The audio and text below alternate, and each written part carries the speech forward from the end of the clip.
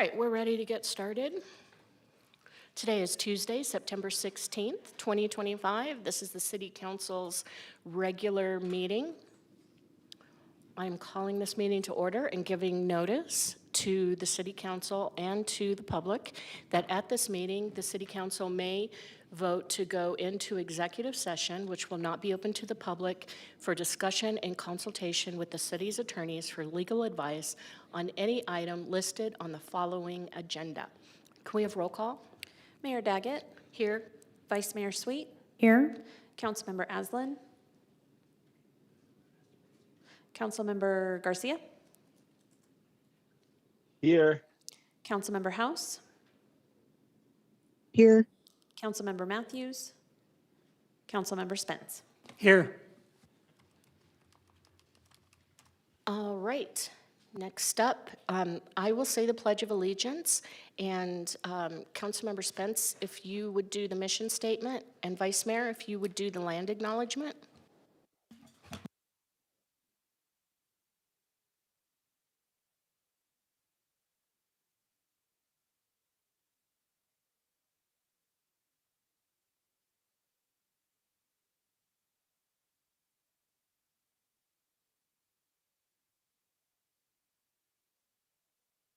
The mission of the City of Flagstaff is to protect and enhance the quality of life for all.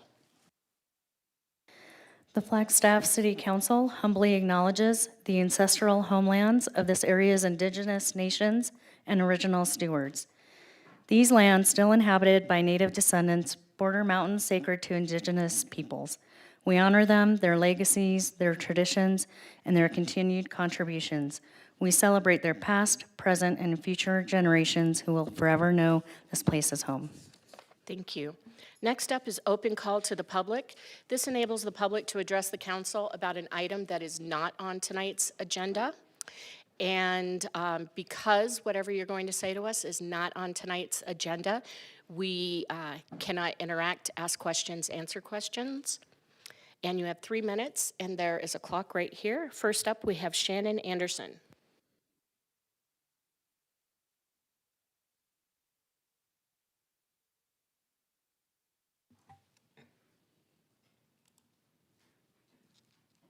Thank you, Mayor Daggett, Council.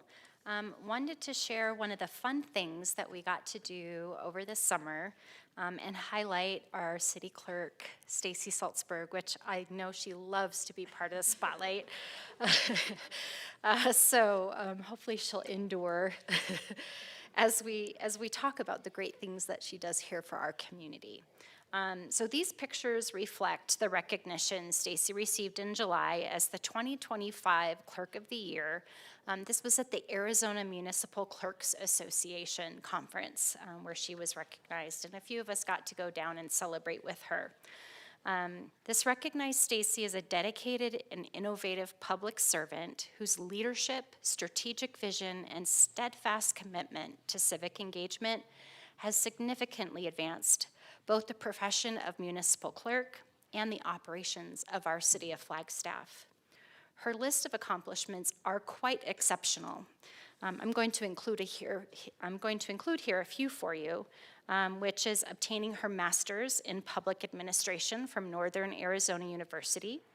She received the NAU MPA Public Service Alumni Award. She overhauled multiple city charter amendments with several individuals within our organization. She improved public transparency and accessibility with our city council meetings. She unified the city clerk and public affairs sections into the new division called Communication and Civic Engagement. She serves as the clerk for the Flagstaff Downtown Business Improvement and Revitalization District. That was new information for me, maybe you too. And she was recognized as our City of Flagstaff Leader of the Year. So if you can please join me in congratulating Stacy on this prestigious award from the Arizona Municipal Clerks Association.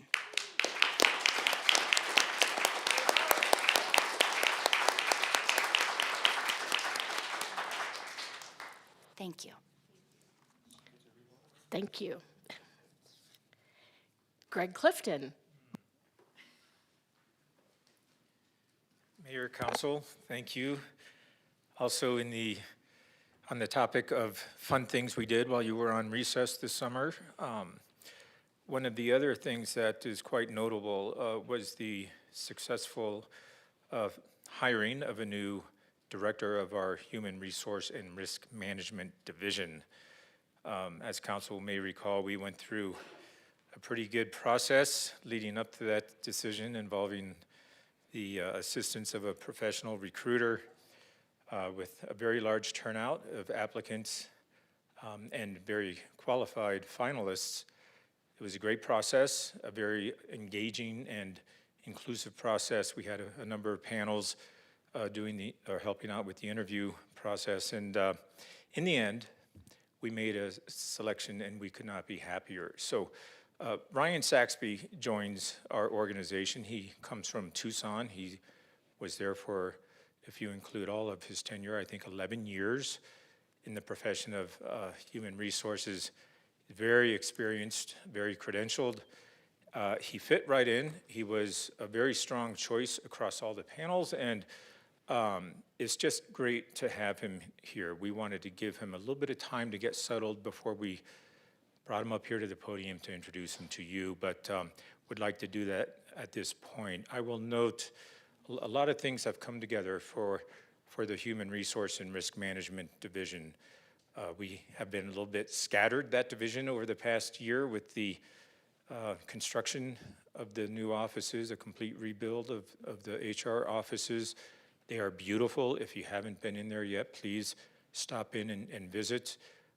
Very nice floor plan, and it's working well, and new windows and all kinds of amenities. It's very appropriate to see the offices happen at the same time as our new leadership has been solidified. Of course, Aaron comes to us after our hiring of Aaron, our risk manager, successful hiring there. So our Human Resource and Risk Management team has really solidified. We're just about at full capacity, very close, and we could not be happier. So with that, and noting that I only have 35 seconds left before Stacy buzzes me here, I would like to have Ryan come up and have a few words with you. Thank you, Greg. Oh, I got a timer reset.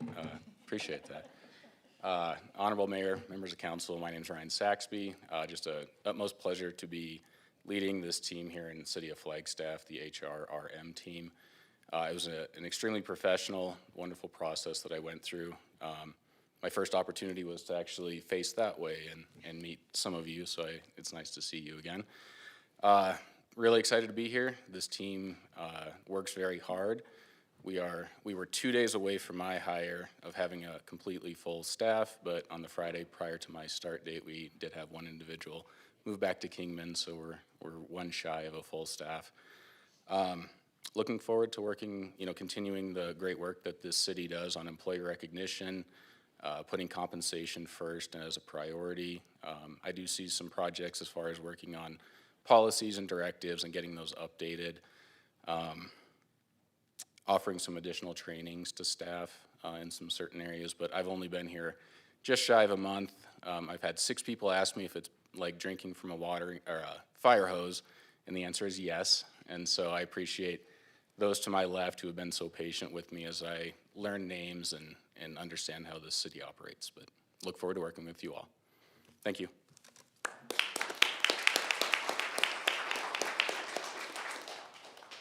Welcome. And Stacy, the timer isn't on our side.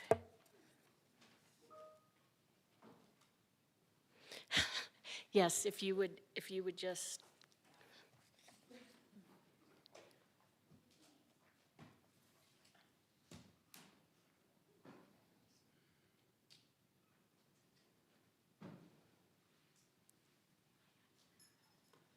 That's fine. Do you want to come and give it a try? I'm going to continue, though. Colleen Maring.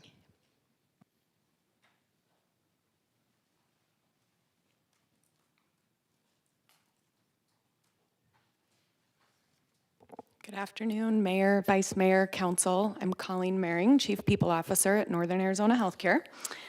Last time I was here, I talked about how when we have too many adult medical surgical patients in beds upstairs, we end up caring for patients longer term or long term in our emergency department, which exacerbates those long wait times and treatment in the hallway experiences that you hear about from your constituents when they come to our ER.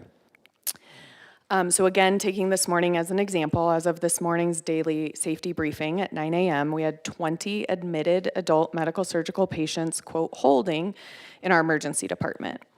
Every adult bed in the hospital was staffed. I know sometimes you hear, oh, it's because they don't have staff available, that they don't have beds. To the contrary, last night and this morning, we brought in 2 extra medical surgical RNs to care for patients inside the ED. So at least we're trying to help our staff, but they're still waiting for a real and appropriate bed upstairs, and our emergency care seeking patients are still waiting in that waiting room or being seen in the hallways or out in a public waiting room, which is not ideal. So you know one of the ways we're working to address this is through building a new hospital, but another way that I wanted to talk about is through opening the urgent care businesses that we have in the last couple weeks. So 2 weeks ago, we assumed ownership of the urgent care clinic on Woodlands Village Boulevard. That was previously owned by a local physician, but when he decided to sell the business, we jumped in and said, yes, we'll keep it open, and we actually have added some additional services there. And then last week, we opened a new urgent care clinic right next to the new primary care place up on the Mesa, on McMillan Mesa. So that's the 4th urgent care facility in Flagstaff, because our market data showed there was a need for more of this service. And if we can see the right people at the right time in urgent care, we can keep them out of that emergency department. And so we're really happy to report that we've seen in just those first 2 weeks, 250 patients who might otherwise have gone to the Flagstaff emergency room. That being said, we always, super important to remind people that chest pain, severe headache, sudden and rapidly worsening symptoms, please, please, please go to the emergency department. We can care for any condition there, so if you're questioning, err on the side of the emergency department. But we want to keep bringing these services close to people's homes, again, keeping one on the west side, adding one up on the Mesa, because that's what we've heard from our community, care close to home and anything we can do to decant that emergency department and ultimately flow patients through our hospital better. Thank you so much. Thank you.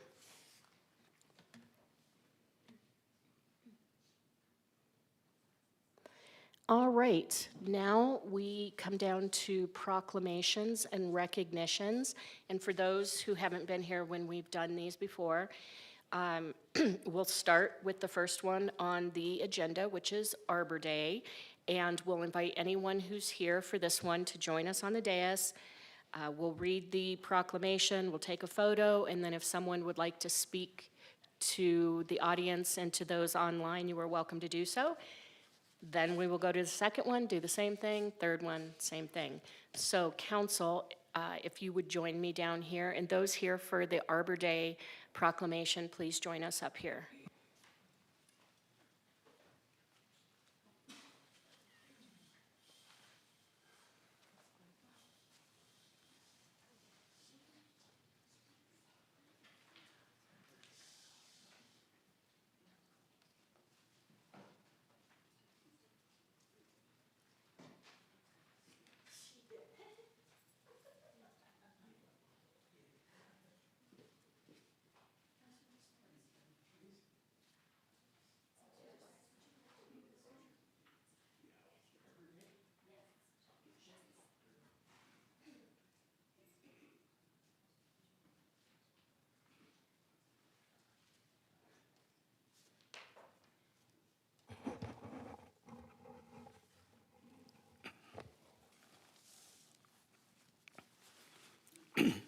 Whereas Flagstaff is situated in the world's largest ponderosa pine forest, and whereas it is universally recognized that healthy forests can provide multiple ecosystem services, including reducing erosion and stormwater runoff, moderating temperature, improving air quality, storing carbon dioxide, producing oxygen, and providing habitat for wildlife. And whereas trees enhance Flagstaff's economic vitality and aesthetics. And whereas trees, particularly non-invasive trees, are a source of joy and spiritual renewal. And finally, whereas on September 23rd, 2025, Flagstaff will celebrate Arbor Day with a tree planting event.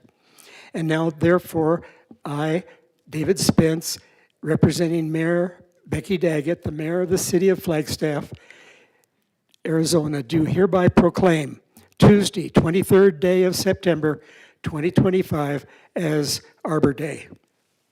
Back up here, and we'll take a photo, and then we'll ask one of you to speak.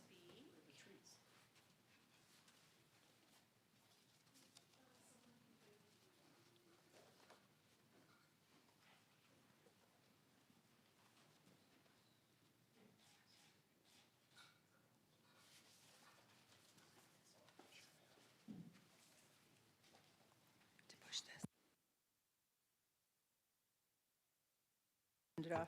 Okay. Good afternoon. I'm Sylvia Struess. I work with the open space section of Parks, Recreation, Open Space, and Events with the city. And Arbor Day is typically the end of April, but that's a terrible time to plant a tree in Flagstaff. So we celebrate it in August or September. So this year we are planting some trees in Thorpe Park to create more shade. We're doing that in partnership with the 4th, 5th grade class of Marshall Elementary School. And our open space educator will go into that class several times throughout the season to study phenology, how nature changes. And the Summit High School is also planting a tree or two on their campus. And we're inviting everybody in the city of Flagstaff to take care of your tree or plant a new tree on Tuesday, September 23rd. So thank you.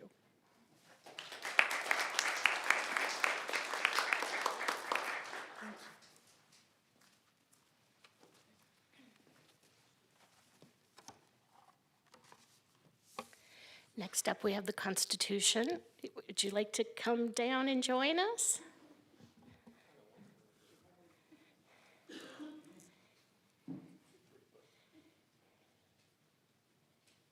Welcome.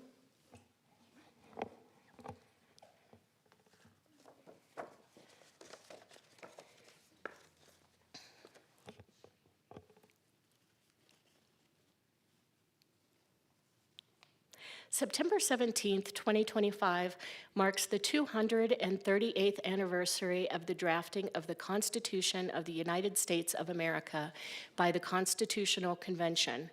It is fitting and proper to accord official recognition to this magnificent document and its memorable anniversary, and to the patriotic celebrations which will commemorate the occasion. Public Law 915 guarantees the issuing of a proclamation each year by the President of the United States of America, designating September 17th through 23rd as Constitution Week. Now therefore I, Mayor Becky Daggett, Mayor of the City of Flagstaff, Arizona, do hereby proclaim the week of September 17th through the 23rd as Constitution Week, and ask our citizens to reaffirm the ideals of the framers of the Constitution had in 1787 by vigilantly protecting the freedoms guaranteed to us through this guardian of our liberties, remembering that lost rights may never be regained.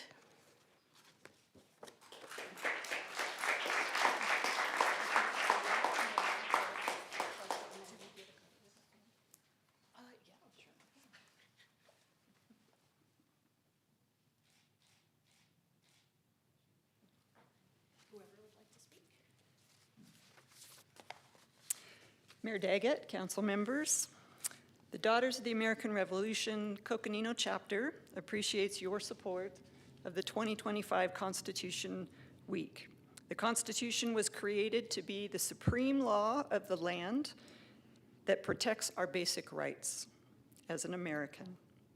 Tomorrow at 1 p.m. Mountain Standard Time is the anniversary of the signing of the Constitution, which occurred on September 17th, 1787.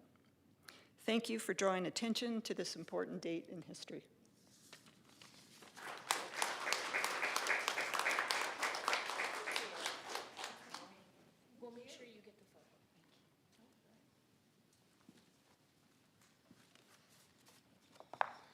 Another proclamation for Hispanic Heritage Month. Is anyone here to join us for that? All right, come on down. You get to be front and center. Whereas National Hispanic Heritage Month, also called Mes de Herencia Hispana, observed annually from September 15th to October 15th, honors the histories, cultures, and contributions of Americans with ancestry from Spain, Mexico, the Caribbean, and Central and South America. And whereas September 15th is significant as the Independence Day for several Latin American countries, including Costa Rica, El Salvador, Guatemala, Honduras, and Nicaragua, with Mexico's Independence Day on September 16th and Chile's on September 18th. And whereas this month provides an opportunity to acknowledge the diversity and cultural richness of Hispanic community, and whereas the theme for National Hispanic Heritage Month 2025 is Collective Heritage, Honoring the Past, Inspiring the Future, promotes inclusivity and unity for building stronger communities and a stronger nation. And whereas the Hispanic, Latino, and Latinx communities have been integral to the prosperity of Flagstaff, starting in the 1920s, these communities continue to be represented in Calaveras, Los Chantes, La Plaza Nueva, La Plaza Vieja, and many other areas in Flagstaff.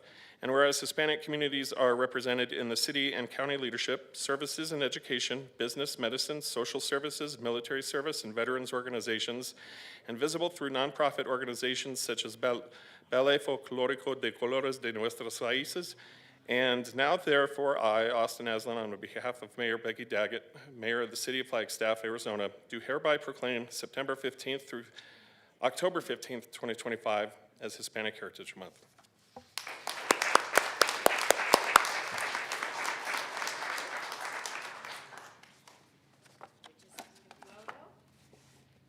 And then you may say something. Sure. This looks like we're way,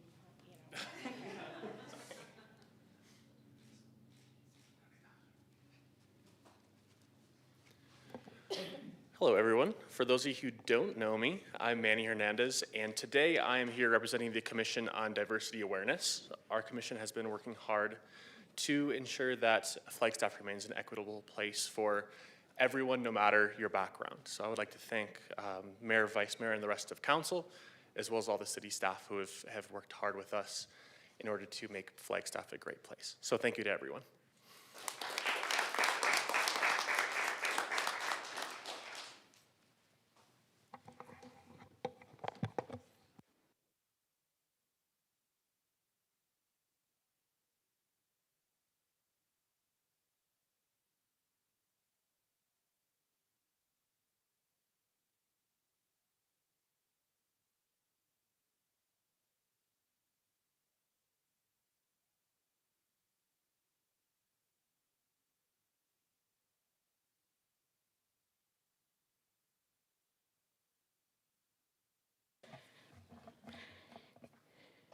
All right, next up we have council liaison reports. Item number 6, I will start with Councilmember Spence. Thank you, Mayor.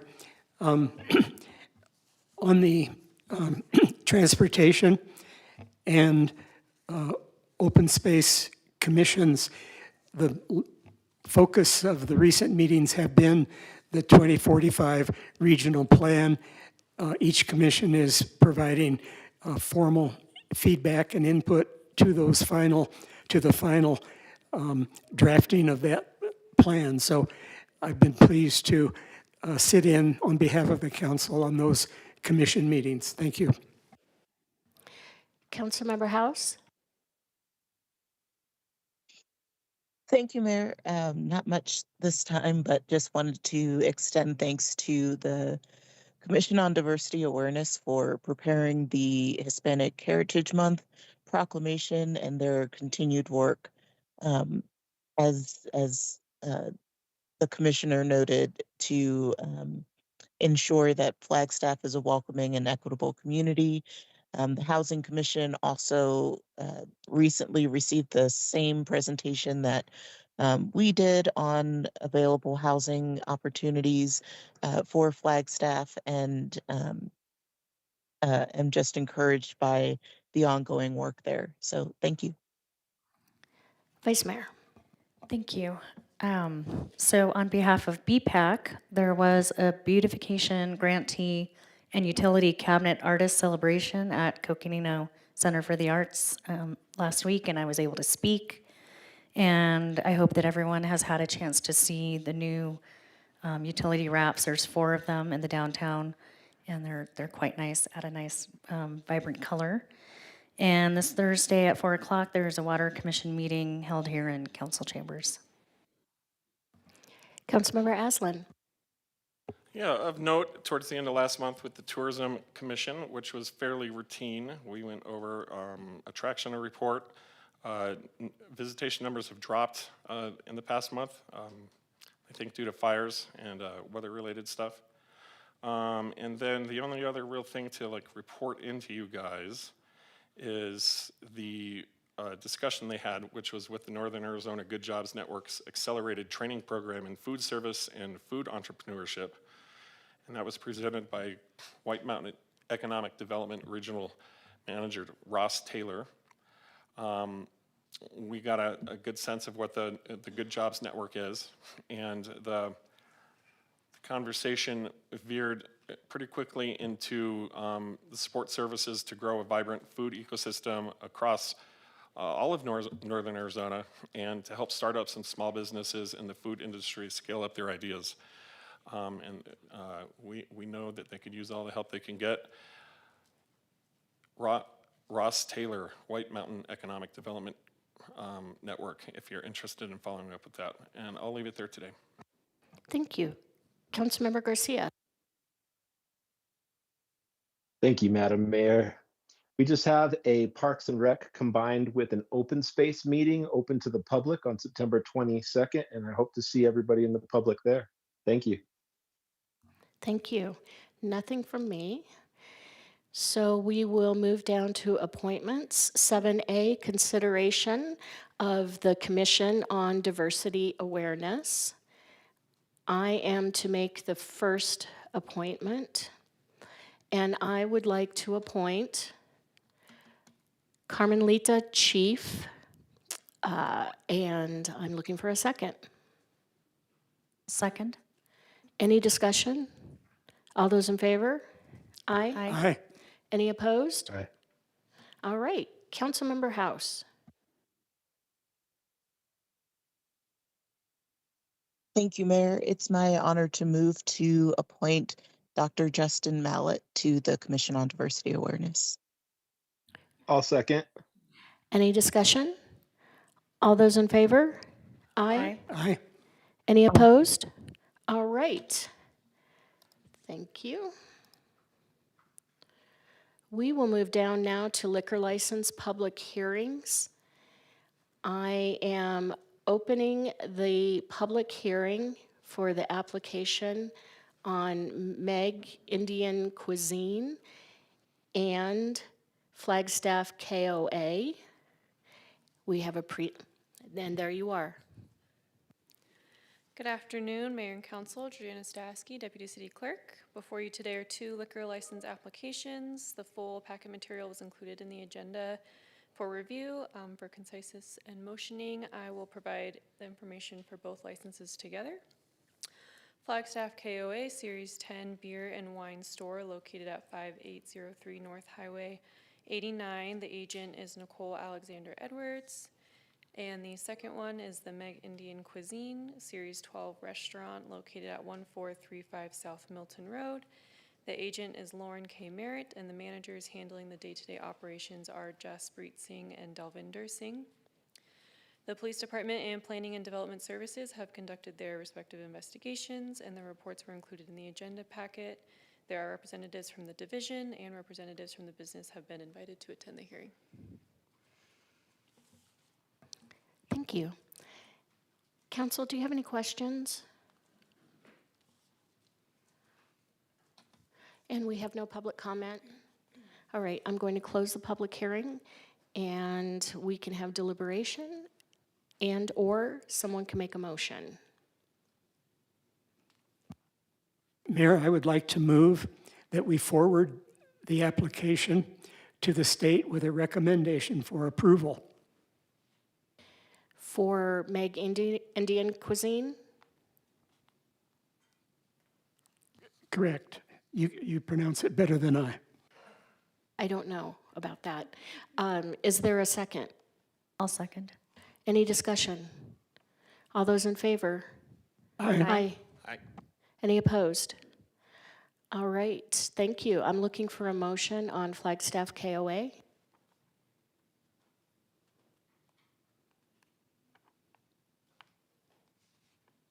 We have a fight going on up here about who's going to make the motion. I move that we forward the application to the state with a recommendation for approval. Is there a second? I'll second. Any discussion? All those in favor? Aye. Any opposed? All right, thank you very much. Next up, we have our consent agenda. All matters under the consent agenda are considered by the City Council to be routine unless a member of the City Council expresses a desire at the meeting to remove an item from the consent agenda for discussion. The consent agenda will be enacted by one motion approving the recommendations listed on the agenda. Unless otherwise indicated, expenditures approved by council are budgeted items. And I'd just like to remind the public that if you ever have a comment about something that is on the consent agenda, you can submit a comment card and we will pull that item and take your comment. At this point, I would like to pull item F from the consent agenda, and we'll discuss that separately. And I am looking, are there any other items that the council would like to pull? So then I'm looking for a motion to approve the consent agenda except for letter F. So moved. I'll second. Any discussion? All those in favor? Aye. Aye. Any opposed? All right. So I have a couple of questions about F. And other council members may as well. But thank you, Sterling. One question that I have is DME drilling adjacent to Red Gap Ranch now? No, Mayor, they are not. Okay. And does the Supreme Court decision prevent the city from filing an injunction should DME start drilling adjacent to Red Gap Ranch again? Mayor and Council, thank you for the question. The Supreme Court not accepting review of the Court of Appeals decision does not preclude the city from protecting its resources by refiling a preliminary injunction or other legal action if necessary if DME determined that it was going to begin drilling again. Thank you. Council, do you have additional questions?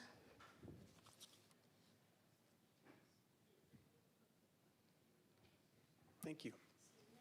Thank you. All right, I am looking for a motion to approve item F. I move that we approve item F. I'll second. Is there any discussion? All those in favor? Aye. Aye. Aye. Any opposed? All right, now we move down to routine items. 10A, wait a minute. 10A is pulled because it was inadvertently put on this agenda and it has already been acted on at the 9/2 meeting. So we're moving down to item 10B, consideration and adoption of resolution number 2025-42 and ordinance number 2025-16. Thank you so much. I do not have a follow-up presentation. I'm just here to answer any questions you have on this item. Thank you. Council, do you have any questions? We do have public comment. Michael Pensa, I know your last name, I just couldn't read that clearly. Great. Honorable Mayor Daggett, Vice Mayor, and City Council members, as Superintendent of the Flagstaff Unified School District, I am here to express my strong support for this proposed zoning code amendment that would allow for affordable multifamily housing on land zoned as public facilities. Flagstaff is in a housing crisis, and our schools feel that impact every day. As the 5th largest employer in the city, and an enrollment of nearly 8,500 students, FUSD directly serves or employs over 15,000 residents, students, staff, and families. When our educators, staff, and families we serve cannot afford to live in the community they are dedicated to, the entire city is impacted. Adoption of this resolution and ordinance are practical steps towards a solution. It would create a clear pathway for FUSD and other public entities to partner with affordable housing developers. Our district has underutilized land, such as a parcel near Sanawa Middle School, that could immediately be put to work to create affordable housing. In the spring of 2025, FUSD employees participated in a survey that was developed in partnership with Northern Arizona's Economic Policy Institute to assess their cost burdens, housing goals, and preferences for potential assistance programs. The survey showed that 48% of FUSD employees are cost burdened, spending more than 30% of their income on housing, and 17% are severely cost burdened, spending over half of their income just to keep a roof over their heads. This is not just a personal financial strain, it is also a recruiting and retention crisis for our district.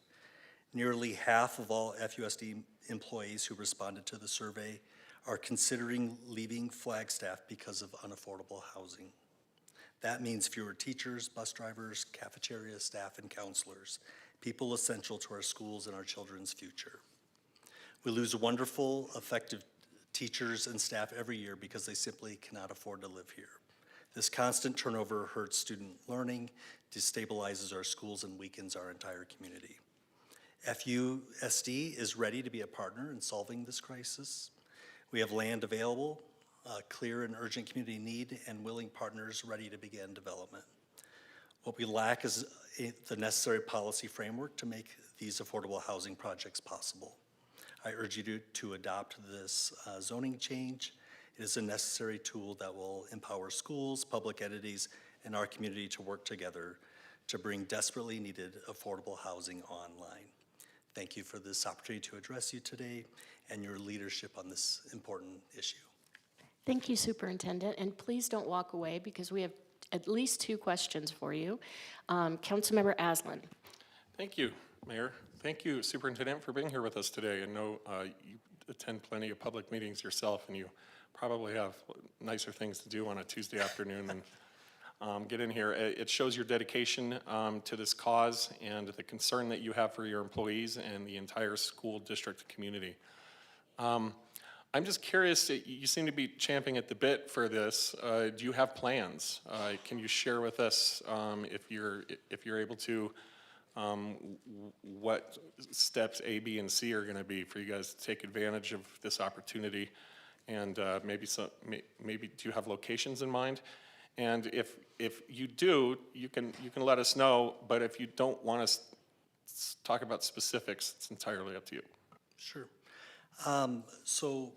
FUSD received a Vitalist Health Foundation grant last year to really study this issue, and so we convened a committee that met monthly last year, and we also were provided a housing consultant to really help us navigate the legal and the financial and all the transactional things that have to take place in order for school district land to be used for affordable housing. And so we have identified a clear pathway. It does entail some partnerships with local municipalities, willing housing developers, and I think that we've been able to have a lot of really good productive conversations and believe that we have land that we don't intend to use for school purposes that could be leveraged for affordable housing units. So I'm excited with this zoning change and some of the momentum that I'm experiencing. Believe that in the next few months, we really have something tangible to bring forward to you. Well, if I remember correctly, I think Prescott Unified School District, or somewhere around there, nearby there, that's where I grew up, recently went through something similar, and they have a strategy that they're implementing and employing. Are you guys collaborating at all, or talking horizontally to each other? Part of the work of our committee was really studying some of these pathways and seeing what has been done by local school districts in their communities here in Arizona. And so we've been able to connect and learn from their project pathways and believe that we can propose something very similar. Councilmember House. Thank you, Mayor, and thank you, Superintendent, for coming and speaking on this item.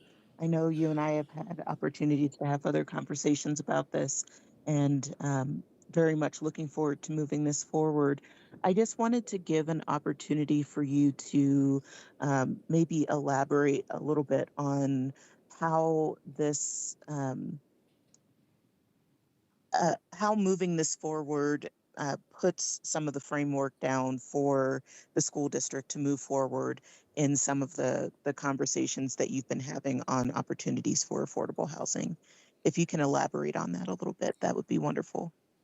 Yeah, I don't know, staff would have the better terminology, but I believe what this zoning change will do is it'll really streamline the process and save valuable time that's needed to be able to work with a municipality partner and a developer to ultimately take possession of that land for affordable use. And the state has moved up some of its deadlines. So for this to be an affordable product, the developers want to take advantage of funds that are available at the state level. They have moved up timelines that in order to apply for that funding in April, the developer has to show possession of the land by January 15th. And so this will help streamline that project to kind of meet those timelines.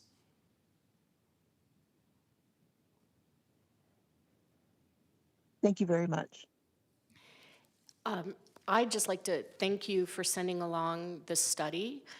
It was really informative, and I'm wondering whether the public can find that somewhere. Yeah, you've got the first version, and we'll be presenting it to our governing board and at a public meeting here in the middle of October, and then we'll make that available to all members of our community as well. Thank you. And it's good data, but sad and scary data in some ways as well. And thank you for your efforts to do the study. I think it's really important that we be able to demonstrate to the public how big this problem is. Mm-hmm. Thank you. Thanks. All right, council, if there aren't, Councilmember House would like to make a motion, and I think we're at that time now. Thank you, Mayor. I would like to move to adopt resolution number 2025-42. I'll second. Any discussion? All those in favor? Aye. Aye. Aye. Can I get a motion on the next item? I would like to move to read ordinance number 2025-16 by title only for the final time. I'll second. Any discussion? All those in favor? Aye. Aye. City Clerk? An ordinance of the City Council of the City of Flagstaff amending the Flagstaff City Code, Title 10, Flagstaff Zoning Code, by adopting by reference that certain document entitled PZ-25-00041, single-use residential in the commercial and public facility zones and adaptive reuse incentives, providing for repeal of conflicting ordinances, severability, authority for clerical corrections, and establishing an effective date. Thank you. Councilmember House, would you like to make a motion on number 4? Yes, Mayor, thank you. I would like to move to adopt ordinance number 2025-16. I'll second. Any discussion? All those in favor? Aye. Any opposed? All right, thank you. Moving down to C, consideration and approval. And I believe we have a little presentation.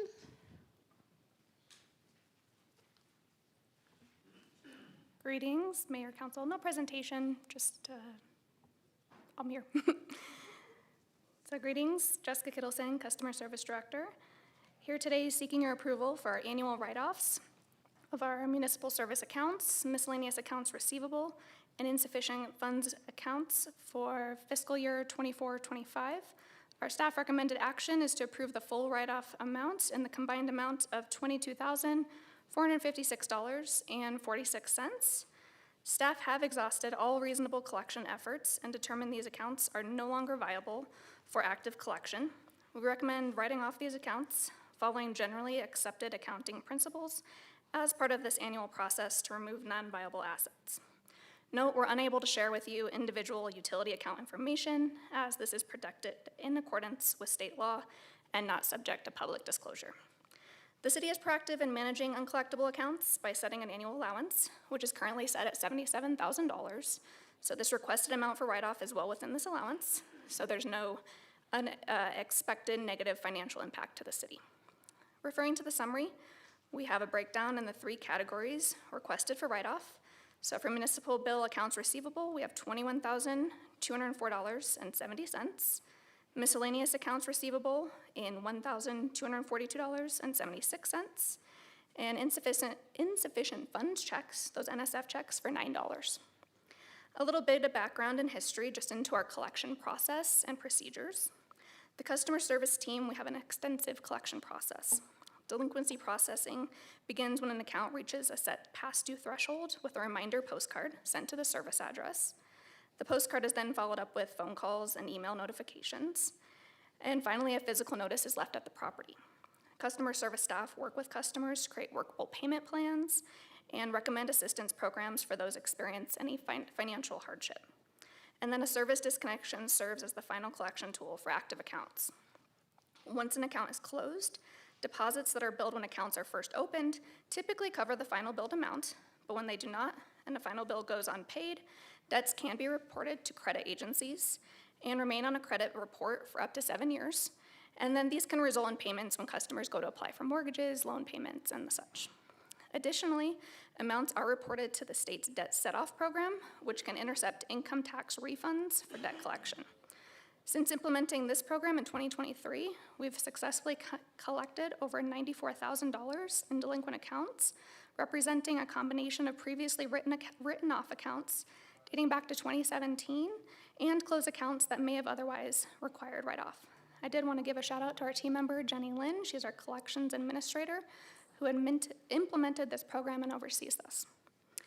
In front of you, you have a 5-year history of our municipal service accounts write-offs, and as you can see, the requested amount for fiscal year 2024-25 is the lowest in our 5-year history, with just a 0.04% of our amount billed.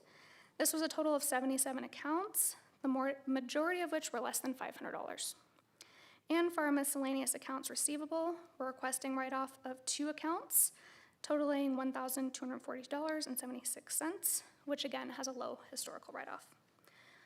We just wanted to mention the 2 special categories not being recommended for any write-offs this year, but have been recommended in the past, and those are our transaction privilege tax management and library accounts. Following the Arizona Department of Revenue's assumption of local TPT in January of 2017, the city inherited a receivable balance of just over $900,000 from previously collected accounts. We've been successful in reducing this balance to just about $71,000 as of June 30th, 2025. In fiscal year 2024-25, we successfully collected about $42,000. So we're not recommending any write-off as those are currently active payment plans, even though a lot of these companies are no longer operational. For library accounts, we continue to work with the team on implementing credit card and online payments for overdue and damaged items, which will improve the collection process with that team. However, their accounts do not appear on the balance sheet like municipal accounts. Rather, they're maintained in the library's specialized software. So with that, I'll take any questions that you have. Council, do you have any questions? All right, then I will entertain a motion to approve the write-off.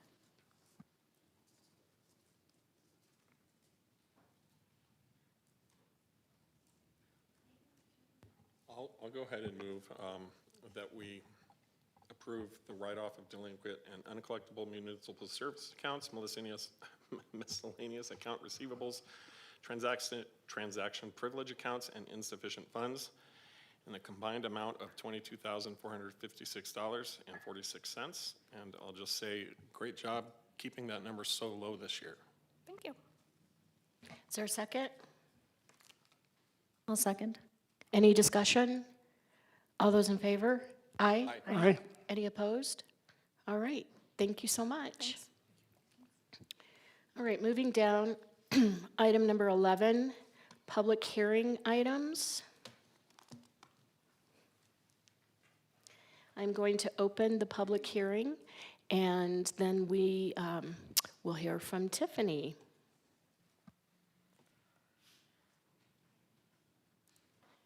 Thank you so much. Tonight, I am here to present a zoning code text amendment dealing with high occupancy housing. This is entitled High Occupancy Housing Update. If at any point I go too fast or you have questions about what I'm talking about, please just stop me. I tend to ramble through this stuff pretty quick.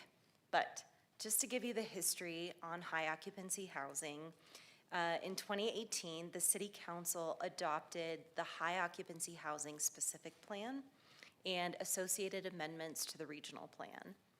The purpose of the High Occupancy Housing Plan was to provide direction in the form of goals and policies intended to enhance and maintain the city's character and guide future developments that would be considered high occupancy housing. The plan identified dozens of strategies that could be implemented to address the unintended impacts of these buildings on neighborhood character, affordability, and transportation. After the adoption of the plan, staff received direction from City Council in October of 2019 to not only include larger high occupancy housing projects, but smaller high occupancy housing projects. So the high occupancy housing plan really is only looking at those much larger projects, specifically those that were mixed use, that had high density per acre. So you're looking at over 50 units an acre. When the text amendment was going through that process, we were given that direction to go ahead and include much smaller high occupancy housing projects, including single family, 2-unit, 3-unit, and multifamily developments. The high occupancy housing zoning code text amendment was adopted November 17, 2020. However, it did not go into effect until March 1st of 2021.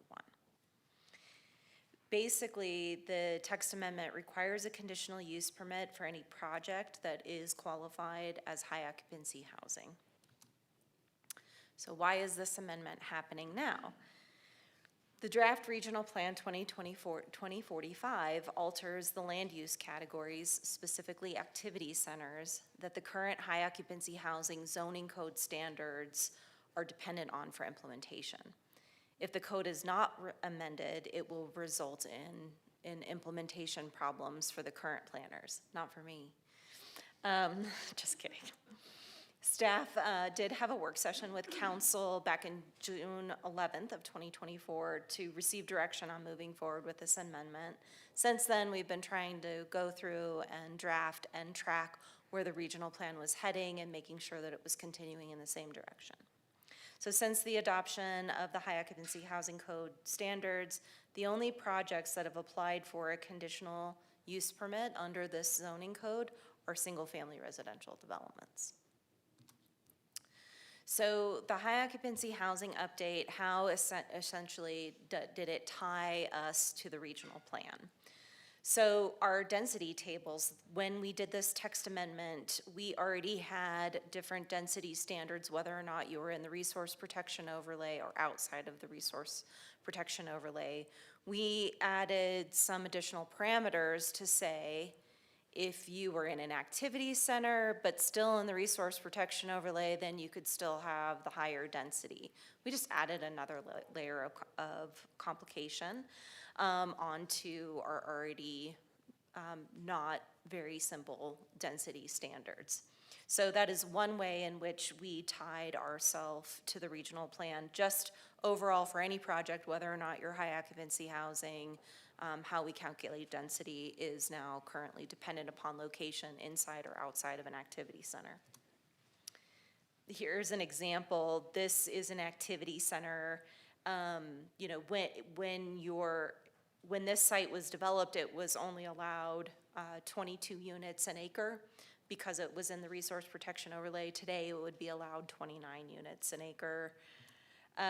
Other provisions of the high occupancy housing that are based on regional plan classifications includes that you can only apply for a conditional use permit for that multifamily and for that mixed use project if you're in the pedestrian shed of an activity center. If you're not, it's not feasible to even apply for a conditional use permit. Then we set different parameters based on the type of activity center. We also have standards based on whether or not you're within a commercial corridor. Those are also, that's also terminology changing within the regional plan. Other classifications are dependent upon historic activity centers and whether or not you're located in that particular location. So we've gone through the code, and are basically, not that we wanted to divorce from the regional plan, because the regional plan is very important to what we do. We're just not going to tie the high occupancy housing standards specifically to the regional plan anymore. And that's so both documents can move and change independently. Although the zoning code is completely dependent upon the regional plan, it has to be in conformance with the regional plan. So know that we won't move separately away from it at all, but we will always be working towards implementing it. We will just give it a bit more flexibility where the regional plan can change its categories as is necessary, and then not affect the implementation of the zoning code. So where does this get us to in terms of our density tables? It's going to be really simple. We're going to have one minimum and one maximum, and easy peasy lemon squeezy. Really, the resource protection overlay has been sort of a step back in our density allowances over time, regardless of even of whether or not there are resources on the site. So the site I pulled up earlier, this is a village at Aspen Place. There was not a tree to be found on this site, nor were there any slopes to be protected. There were no resources, but the density was held back lower. And if anything, you would absolutely consider this to be one of our more urban cores, and easily could have taken on that 29 units per acre. So that differential of basing it just on whether you're in the overlay or not is sort of not the right tool. The right tool is understanding what the land itself can yield. If it can yield more, then it should carry more. If it can't, it won't. And there are other standards that interact to ultimately control density on the site. Same thing is true with bedrooms. We did add a bedroom density standard. The exact same thing I just told you for density for dwelling units is exactly the same thing that's happening for bedrooms. Bedroom density requirements still remain in the zoning code. So there is one change proposed in this zoning code text amendment that is separate from the movement in the regional plan. It is a sole and separate substantive change, and it is this one word. It's changing an or to an and. The purpose of changing the definition of high occupancy housing from an or to an and, basically it's We've always thought of it as the number of dwelling units per acre, or if you exceed the bedrooms per acre. In this case, we're saying you have to do both. So the high end of our density standards have always been 29 units per acre. The way to previously, when our code was crafted, to exceed 29 units per acre was in our transect zones. Our transect zone projects most often exceed 29 units per acre. But they don't always have to trigger that bedrooms per acre. So for example, if you had a 60-unit project, or a 60-unit per acre project, but those were all studio and one-bedroom units, you would not trigger the bedroom. This is going to give a small amount of breathing room to our transect projects and bring back density as was originally anticipated with our transect zones. But at the same time, still take into account that overall impact of the size of the dwelling units. So there is still that regulatory control that was intended as part of the high occupancy housing plan. Also, we removed the requirement to provide alternative floor plans. Essentially, we were requiring developers to develop two different buildings or to design two different buildings, which can be astronomically expensive for a developer to do. So we're basically asking you to design the building you want to build and design a building you don't want to build or don't intend to build in the case in the future that something might need to change. This text amendment removes the requirement for an HOH project to be located with an activity center. This also brings some relief in terms of where a project can be located within the city. It gives more flexibility. I'll tell you how we are building back in the existing regional plan policies and the HOH plan policies in just a minute. We also remove the limitations on the size of high occupancy housing projects in the different activity centers. And we are now, this last piece is what is bringing us back. We are requiring a conformance analysis as part of that conditional use permit. So as part of that conditional use permit, you're going in and you're doing a review of the goals and policies. And this is really the easiest way to make a best case decision on a conditional use permit for location instead of being very narrow in terms of limited activity centers. Also, activity centers are existing, proposed, future. That also was another sort of complicating factor. The other thing that conformance analysis really helps us with is dealing with sort of the historic properties. We have replaced the historic property standards away from historic activity centers, which are no longer in the regional plan. Instead, we're using our designated historic overlays, which are in the zoning code. So that's a great place to rely on. However, they are much smaller in area than the original historic activity centers. So again, that conformance analysis is going to help to make sure that we are meeting the historic area parameters that were originally sort of laid out in the high occupancy housing plan. And Sarah was very instrumental and helpful in helping us come to a resolution and trying to sort of build that gap in terms of how we make sure we meet all of these standards. We updated the waste management standards. We did that with sustainability. We just simply simplified this text. We removed the requirements for crime-free multi-housing and replaced them with consultation with the police department. And we did that in participation with the police department as well. It also modifies some of the location requirements for mixed use. So instead of relying on commercial corridor, which was a little bit ambiguous in the regional plan, we're now relying on things that we know of for a fact, which are in code, which are arterials and collectors. So that's easier terminology for us. So that is the sum total of what this text amendment does. We had talked at the Planning and Zoning Commission about making some changes and moving away from a conditional use permit on the single-family residential units.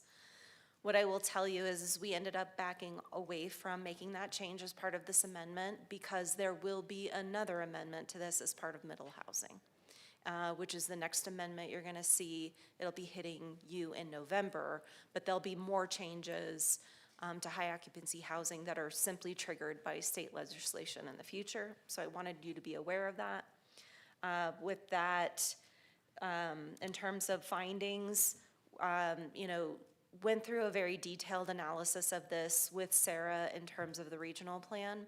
There was really only one policy that had been added into the regional plan that we were concerned with, and that's that LU 1817, which is mixed-use developments over 50 units per acre should be located in a regional scale activity center. So this is one of those places where we're sort of in between.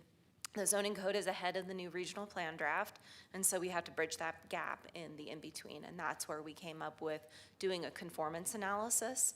So if you apply for a conditional use permit today, and you're over 50 units, we'll still hold to this policy up until such time as the new regional plan is in place. This policy is not carried over into the new regional plan. We went through the housing, or the high occupancy housing specific plan in terms of its goals and policies, and made sure that we were in alignment on all of those things. For example, in terms of crime-free multi-housing, the plan doesn't even suggest that we go that far. Exactly what we've amended the code to is exactly where the plan led us in the first place. So in a lot of ways, when the zoning code came about, it exceeded sort of the goals and policies of where the high occupancy housing plan went in the first place. And of course, the 10-year housing plan and the carbon neutrality plan are always plans that we look at, even though they're not specific to our findings, but we are in alignment with both of those plans as well. And then the proposed amendment will not be detrimental to the public interest, health, safety, and welfare. Again, high occupancy housing is still a conditional use permit. It still requires going through the public process. The work and effort that was put into the high occupancy housing plan is still relevant and will be used in the conformance analysis of those conditional use permits. But again, we've also built in some flexibility to bring back some use of the transect zones as well.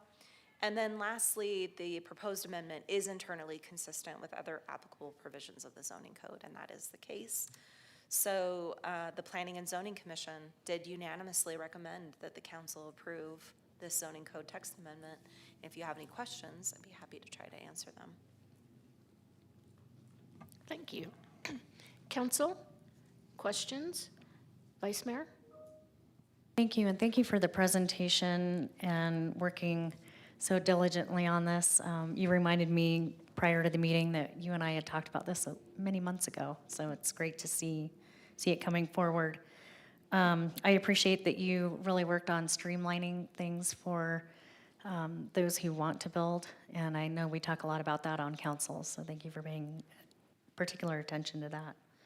I'm wondering, Goal 5 strongly supports historic preservation, and lately I have been getting a lot of questions on historic values in our city. Can you kind of tell me how this does that and elaborate a little bit? Thank you so much.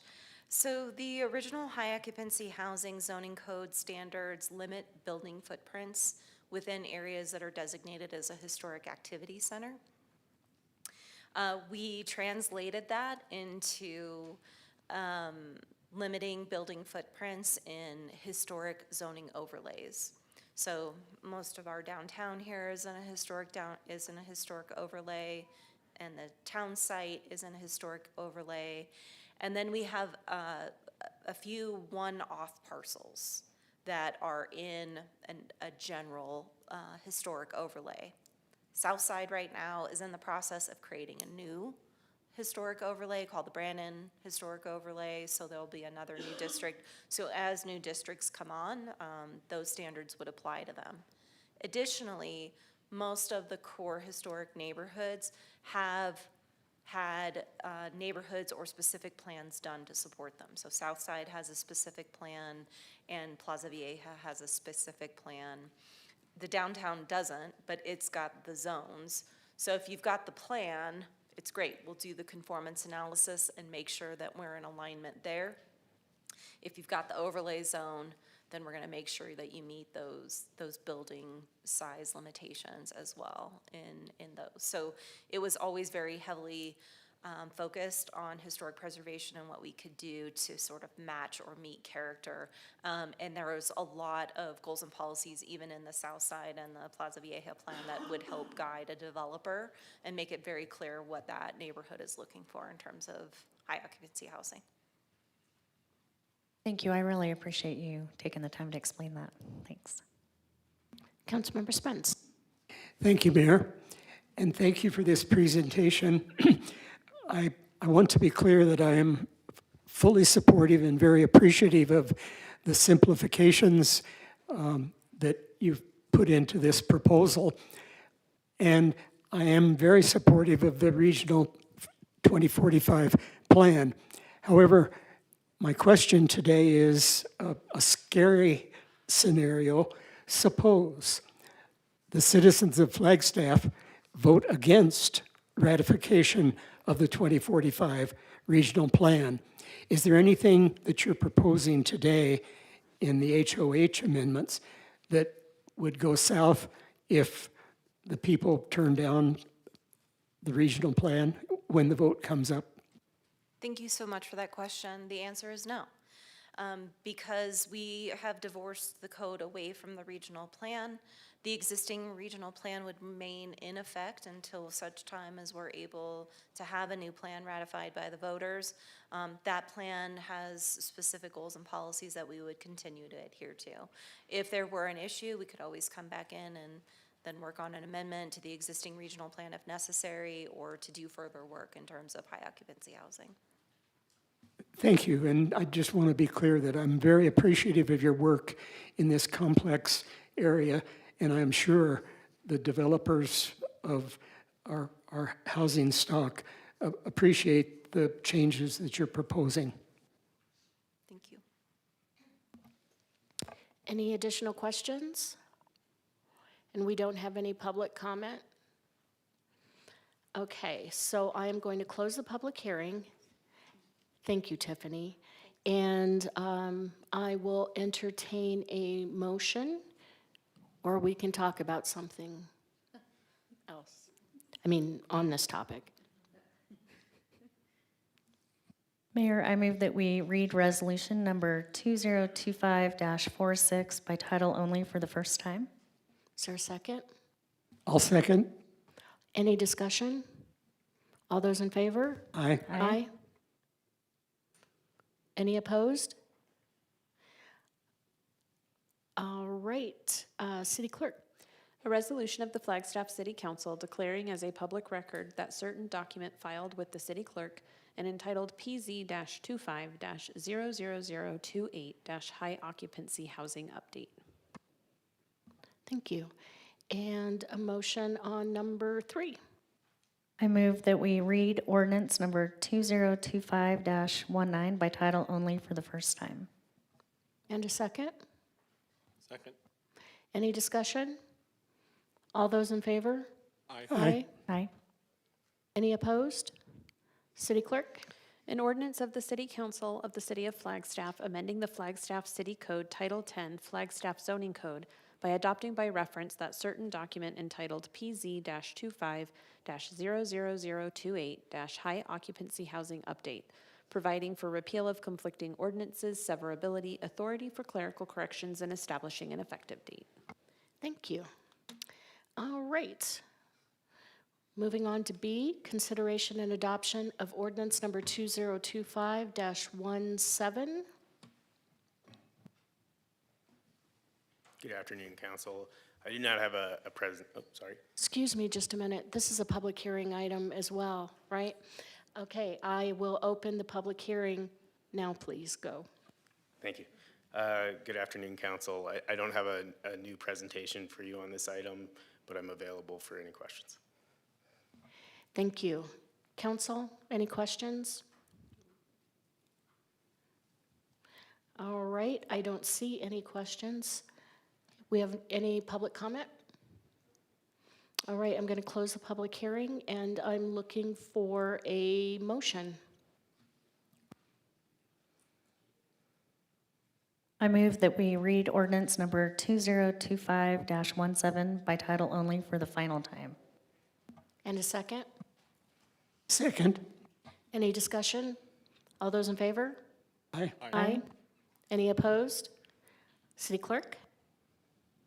An ordinance of the City Council of the City of Flagstaff amending the Flagstaff zoning map to rezone approximately 13.82 acres of real property generally located at 2951 South Masonic Lane, APN 103-26-002D, from the rural residential RR zone in the Resource Protection Overlay and suburban commercial SC zone in the Resource Protection Overlay to the medium-density residential MR zone in the Resource Protection Overlay with conditions, providing for severability, authority for clerical corrections, and establishing an effective date. Can I get a motion on number 3? I move that we adopt ordinance number 2025-17. And a second? I'll second. Any discussion? All those in favor? Aye. Any opposed? All right, now we're moving on to our regular agenda. Thank you, Ben. Item number A. All right. Good afternoon again. I need to start where I always start. Good afternoon. My name is Ben Mejia. I'm a planner with the City of Flagstaff Planning and Development Services. For your consideration today, we have a resolution for development agreement for Pine Haven, the rezone that you just heard. The purpose of the agreement is to establish the developer obligations for public improvements to rights-of-way, to establish the development phasing, the commitments to sustainability initiatives, restrictions on short-term rentals, and the administration of the Affordable Housing Fund contribution payments. So as for public improvements, the developer will provide improvements along East Zuni Drive and South Lone Tree Road, including new sidewalk and improved sidewalk on Lone Tree, as well as new sidewalk on Zuni Parkway and a new bike lane. The developer will also provide 2 bus stops serving both directions along East Zuni Drive. As for development phasing, this project is currently proposed as being developed under 2 phases. The first phase consists of 40 units and a clubhouse west of Masonic Lane, as well as the improvements to Zuni. The second phase is the remaining 43 units, which is east of Masonic Lane, and the improvements to Lone Tree. Should the developer wish to construct in one phase, they are able to do so. For commitments to sustainability initiatives, this includes bus pass programs, reimbursement for homeowners to purchase 2 adult bus passes for the first year of ownership, and promoting Mountain Line's Eco Pass for Educators program. All of the residential units are electric-only units. That is included in the development agreement as well. And the applicant has also included 2 electric vehicle charging stations on site to be publicly available, as well as landscaping plan for the development shall include a meaningful amount of plant species in support of the Mayor's Monarch Pledge. That'll be confirmed at civil engineering plan, which is the final landscape plan.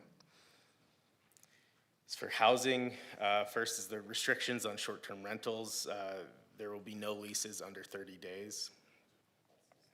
And as for the administration of the Affordable Housing Fund contribution payments, the developer will contribute to the City of Flagstaff Affordable Housing Fund commensurate with 10 Category 1 affordable units, or 12% of the total number of units, which is equivalent to a total contribution of $1.8 million. The initial fee will be in the amount of $400,000, which will be divided across the first 40 units in phase 1. And the remainder of that fee will be divided across the 43 units in phase 2. Payments must be made prior to issuance of the certificate of occupancy for each unit.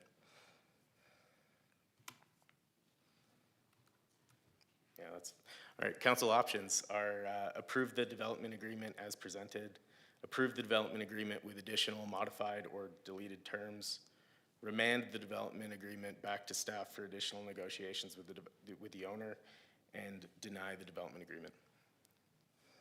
Thank you, Ben. Councilmember Spence. Thank you, Mayor.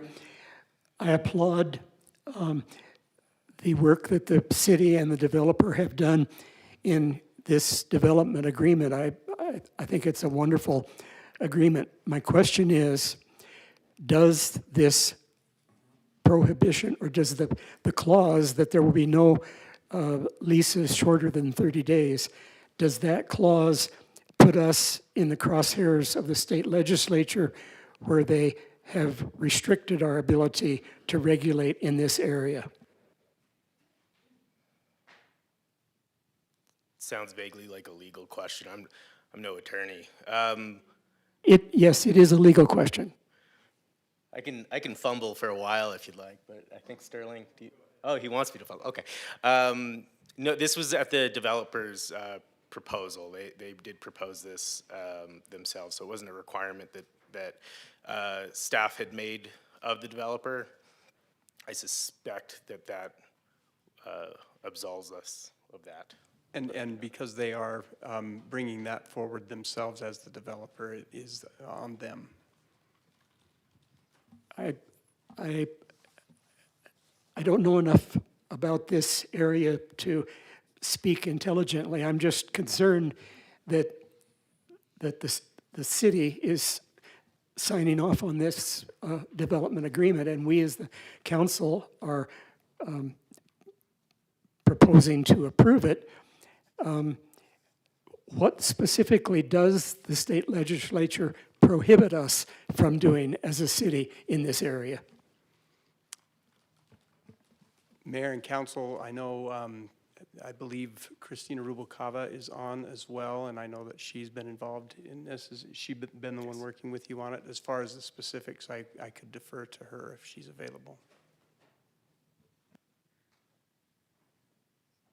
Thank you, Sterling. Yes, good afternoon, Mayor and Council. This is Christina Rubalcava, Senior Assistant City Attorney.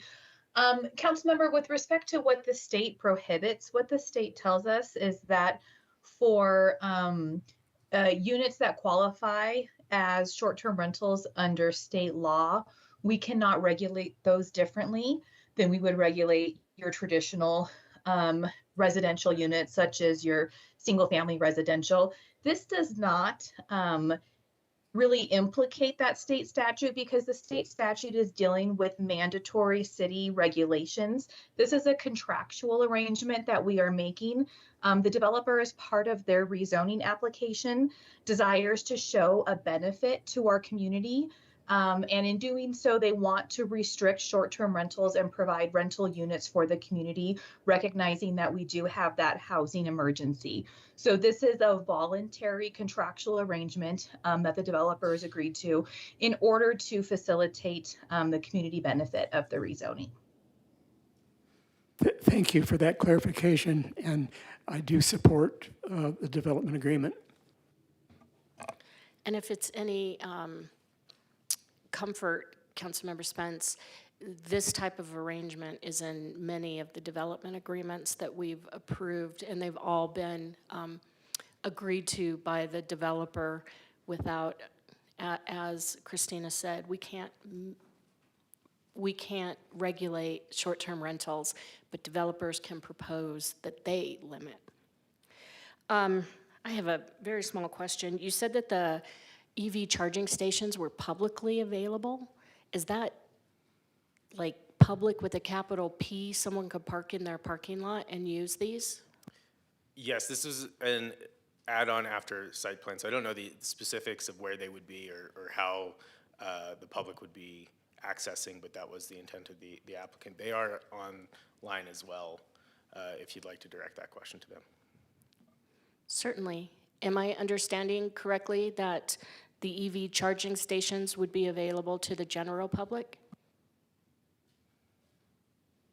Mayor, I'm making them a presenter right now, so they'll hop on. Sorry, thank you. Luke, are you? Yes, good evening, everybody. Luke Caraway. I'm the project engineer. Sorry if I sound a bit hoarse today. I've been battling a sinus infection. Yes, the intent is to make the EV charging stations publicly accessible. I don't know that we discussed if it would require an easement or not, but it would be, basically the site is a subdivided lot, but it would basically be in an open driveway and parking area. So it would, it would definitively be open to the public from that respect. I don't necessarily think there's any, like I said, any easements that would be that we would need to make that any more official, but it would be in basically like an open driveway, open parking lot layout, so it would be accessible to everybody. Thank you very much. Any additional questions, council? If not, and we don't have any public input, then I am looking for a motion. I move that we read resolution number 2025-45 by title only. And a second? I'll second. Any discussion? All those in favor? Aye. Aye. Any opposed? All right, City Clerk? A resolution of the Flagstaff City Council authorizing the execution of the Pine Haven Development Agreement between the City of Flagstaff and RODG DT Pine Haven Horizontal LLC related to the development of approximately 13.82 acres of real property generally located at 2951 South Masonic Lane and establishing an effective date. Thank you. Can I get a motion to adopt? So moved. Second. Any discussion? All those in favor? Aye.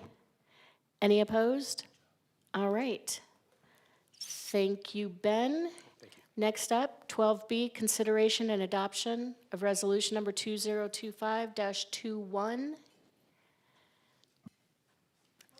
Hello, good evening, Mayor and council members. I'm Jolene Montoya, Water Services Regulatory Compliance Section Director. I'm here to answer if you had any lingering questions from last week's work session.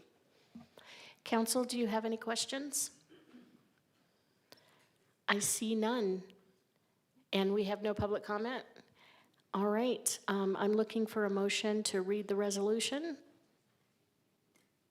I move that we read resolution number 2025-21 by title only. And a second? Second. Any discussion? All those in favor? Aye. Aye. Any opposed? City Clerk? A resolution of the Flagstaff City Council adopting an amendment to the Flagstaff Water Services Enforcement Response for the City of Flagstaff. A motion to adopt? I move that we adopt resolution number 2025-21. Second.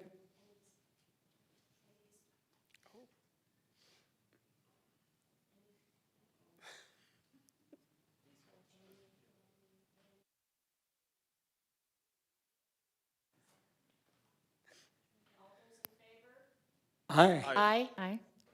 Any opposed? All right. Okay, we are moving down now to, thank you, Jolene. We are moving down to item number 13, discussion item.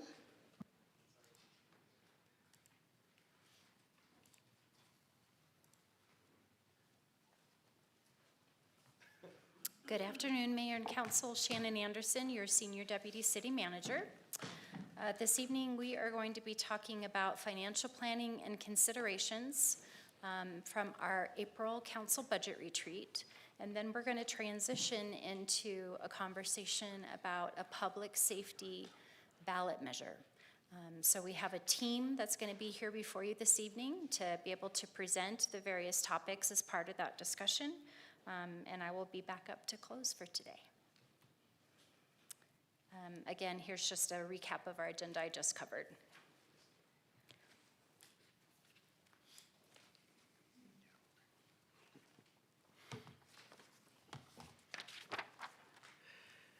Hello, Mayor, Vice Mayor, City Council members. Rick Tatter, Management Service Director.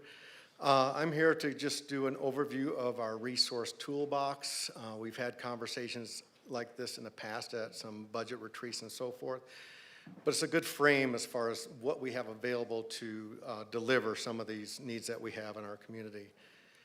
The toolbox is an outline of what types of revenue streams and financings we have available for city operations, and also presents how they are approved and how they can move forward by voters or councils.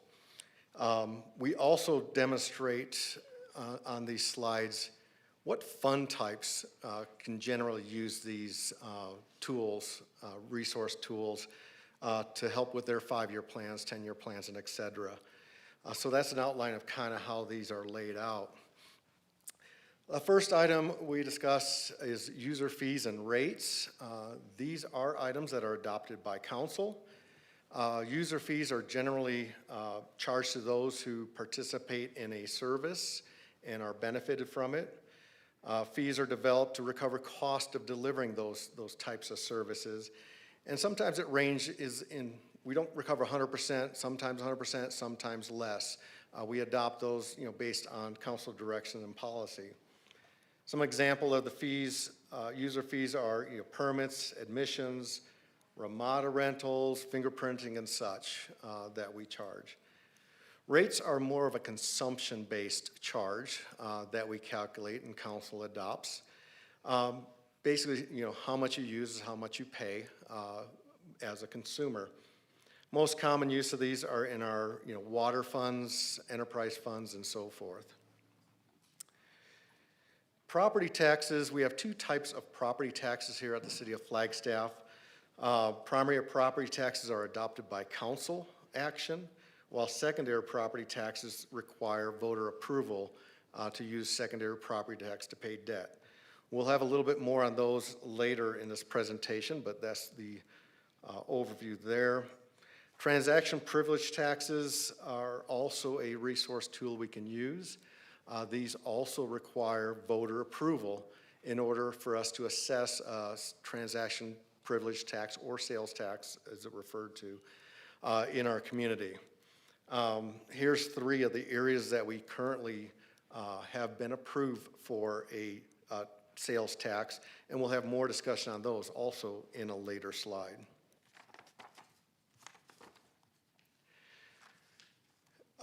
Debt options is one of those resources we have in a toolbox. While we can issue debt, we still need a resource to pay it back. So we need to understand that. While we can upfront the cash, we need a resource to pay back debt services. These are all authorizations that council can approve us to go into debt. Generally, we work with our finance teams and all our divisions and funds that have 5-year plans, talk about what their resource needs over time, and sometimes we debt finance things like capital projects to deliver sooner rather than later. There's various types of debts we can issue, from revenue debts, certificate of participations, loans, leases, and improvement districts.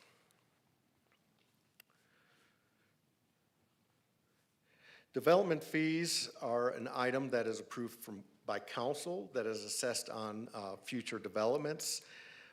We do have a slide on this coming up also, so we'll talk about that on the coming slides. Capacity fees are specific for water services, water and wastewater. They're not development fees, they're capacity fees that we can assess to buy into our community infrastructure for water and wastewater. We did adopt these recently with the last rate studies, generally when these come around for council to approve. Grants are a great resource in our toolbox, and we are very aggressive and do a very good job researching and exploring grant opportunities in the City of Flagstaff. They come from several areas like federal, state, and foundations. We've been very successful on some operating and capital grants. Some grants do require city match, so we got to make sure that we have the matching resource when we apply for grants. And we generally do not use grant funding resources for ongoing operations. Reasoning is when the grant funding goes away, we may not have the resources to continue the program. So why go for a grant when you may not continue the program in the long run? So those are more of a short-term capital needs is what we focus on with grants. State and federal appropriations is another great resource that we have.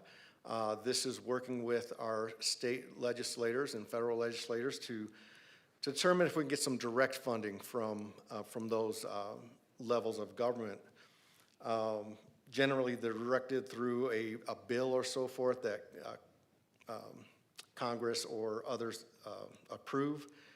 And some recent examples that we've been successful is, for stormwater projects, we got $9 million from the state to address the flooding out 180 and so forth, as well as in this current budget year, the Moody Mountain signal. We'll be able to work with the funding that they're giving us, as well as the wildfire training facility. We've got some direct funding, so good work there to get some direct funding from the state. So let's discuss development fees a little bit. These are fees that are put on developments, future developments that expand within our city. They must be calculated as a proportionate share of the cost necessarily for public services. And just to step back, development fees have very strict state statute requirements that we must follow in order to implement these and use these. So this information is related to following state statutes. We calculate these based on an infrastructure improvement plan. What do we expect to pay for with development fees? And we are actually in a process right now of updating the police and fire development impact fees. And we're kicking off additional conversation I'll talk about in a minute. Flagstaff currently has impact fees for public safeties, for facilities, vehicles, and communication equipment and such. Impact fee covers the growth-related items. We can't cover replacement items. This is really for expansion of our capital needs and not necessarily for staffing either. That is not an allowable expense. And we are updating the plan right now. As we're going through this process right now, we're also looking at streets, transportation as an impact fee, our library potentially for impact fee, and our parks area, recreation for potential impact fees. We've just kicked those off actually early today for discussions. So things we can't pay for, the administrative, the maintenance stuff, the operational work that the municipality has to do. Expansion of, acquisitions, expansion of facilities that are not of public benefit or public service. Repair and operation costs, again, are not things we can find. The last one is just a long way of saying we can't use development impact fees to increase our service levels. We can't say, oh, we're deficit of this and we want to increase our service levels by adding X to our development fee. So those are some of the points related to the development fees. All right, going back to transaction privilege tax, and we'll talk about this a little bit later also. Transaction privilege tax, also known as sales tax, does require voter approval. It can be dedicated or unrestricted. The general sales tax 1% is unrestricted for general use. Others we have adopted with a restricted use. Council can put a ballot measure to have a sunset related to a tax measure or have no sunset, have it as an ongoing tax resource. A comparison to other cities in Arizona, other cities have rates of 3% or higher. We are a bit below that at this time. And every 1% of tax produces about $30 million in annual revenues. And then we break that down for you. The table on the right-hand side shows where we've been successful with the latest tax approvals from our voters. And we do appreciate their support on these. But you see, it's a variation of transportation projects, BBB, and our general sales tax.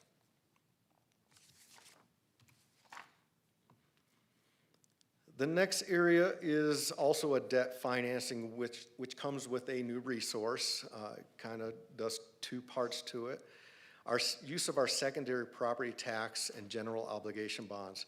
These also require a voter approval, must be on a ballot for voters to approve, can be at any November election, even or odd year. Secondary property tax can only be assessed to pay back the general obligation bond debt. We can't use secondary property tax for any other purposes. There are state statutes that limit the capacity of debt we can have on our books at any one time.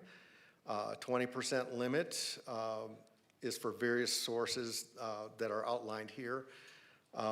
We have about a $303 million capacity of debt to issue. We're nowhere near that as an agency. And the other limitation is 6% of the net assessed valuation, which is for everything else that doesn't fit under that category, such as our housing debt that we got approval for recently. So that sets the guidelines as far as the state level, what we can have on our books at any time.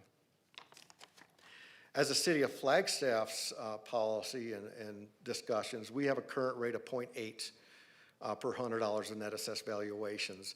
We made a pledge during the last ballot measure that had general obligation bonds to stay at that rate or below, and we maintain that rate. It's our goal to maintain that rate going forward. We've been very successful with that, and I do believe we'll be very successful in the many years to come. The city is allowed to go above that rate if necessary.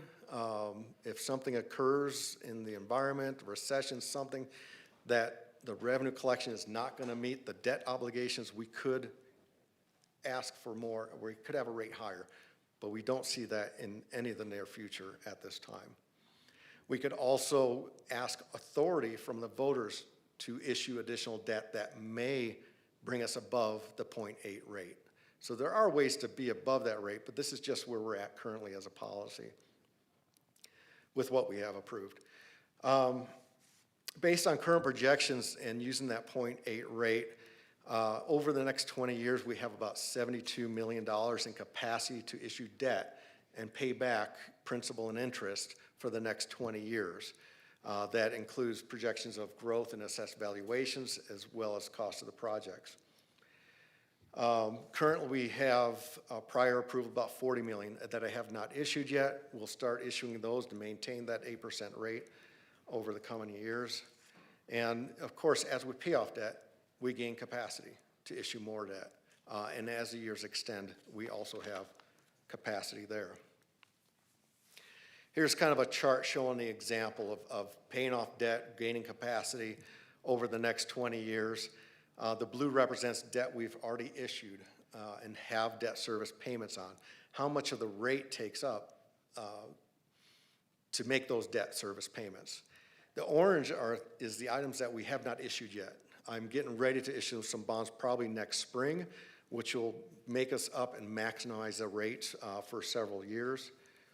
And then the yellowish area is what I consider capacity. We go through a financial analysis, and to stay at the 0.8 rate over 20 years, that capacity is what we look at, after interest. What do we have as far as bonds we can issue?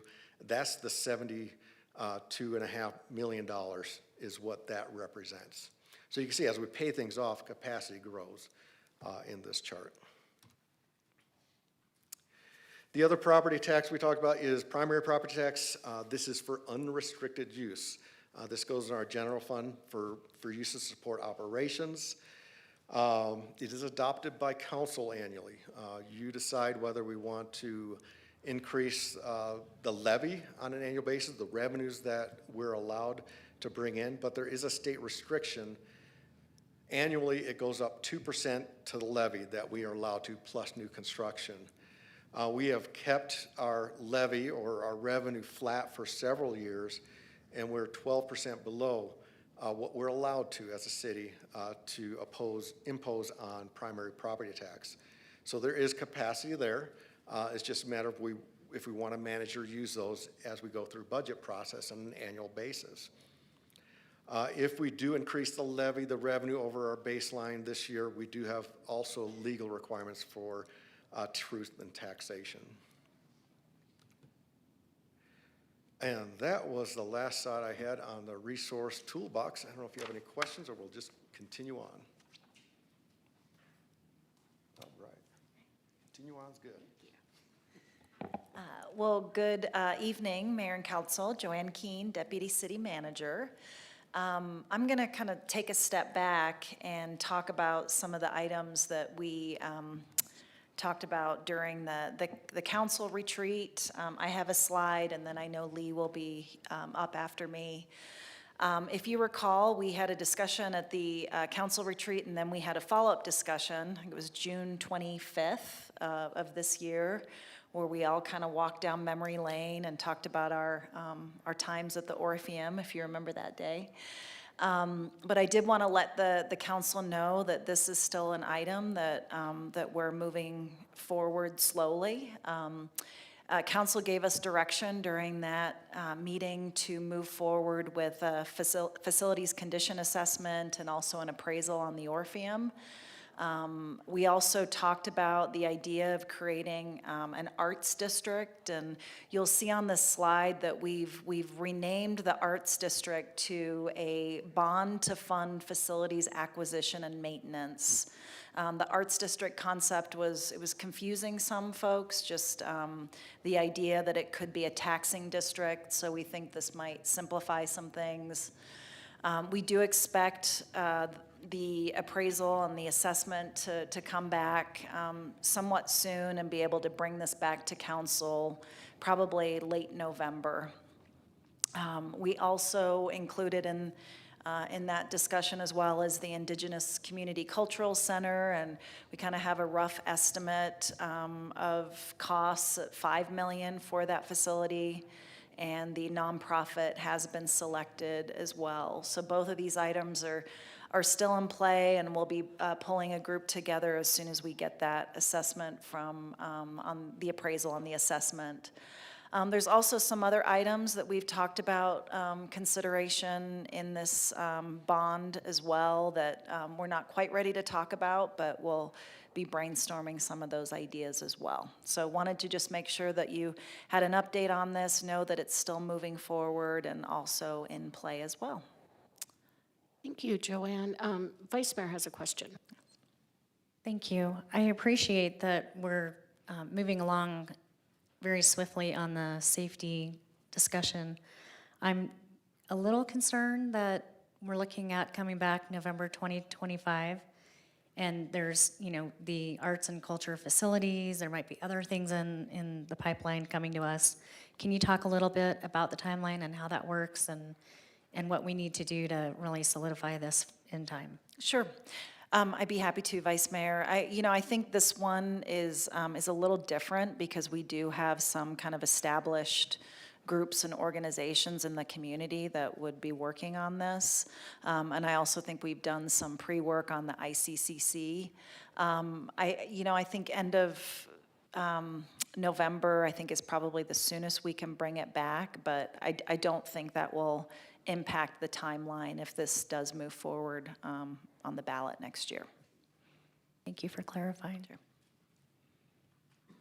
Any other questions? Okay. Thank you. I'll turn it over to Lee. All right, good evening, Mayor and Council. Lee Williams, Water Services Director. Thanks for having me here tonight. I'm going to give an abbreviated presentation of what I showed you back in April about a new wastewater plant, just to kind of keep it at the forefront of your minds as we're going through all of this these funding issues. So a quick history of our treatment plants. Wildcat Hill Water Reclamation Plant was built in 1979. It's served us quite well for the last 40 years. Has a liquid capacity of 6 million gallons per day. Average daily flow currently is at about 4.5 million gallons per day. And in 1996, the city built another water reclamation plant over on Babbitt Drive called the Rio de Flag Water Reclamation Plant. Liquid capacity of 4 million gallons per day at that one, and average daily flow currently is at about 2.3 million gallons per day. Combined, they do about 10 million gallons per day. Looking forward, it's modeling shows that we are going to be exceeding that in the nearish future. So if we look up here, when I say nearish future, modeling shows maybe 10 to 15 years we'll be needing another plant.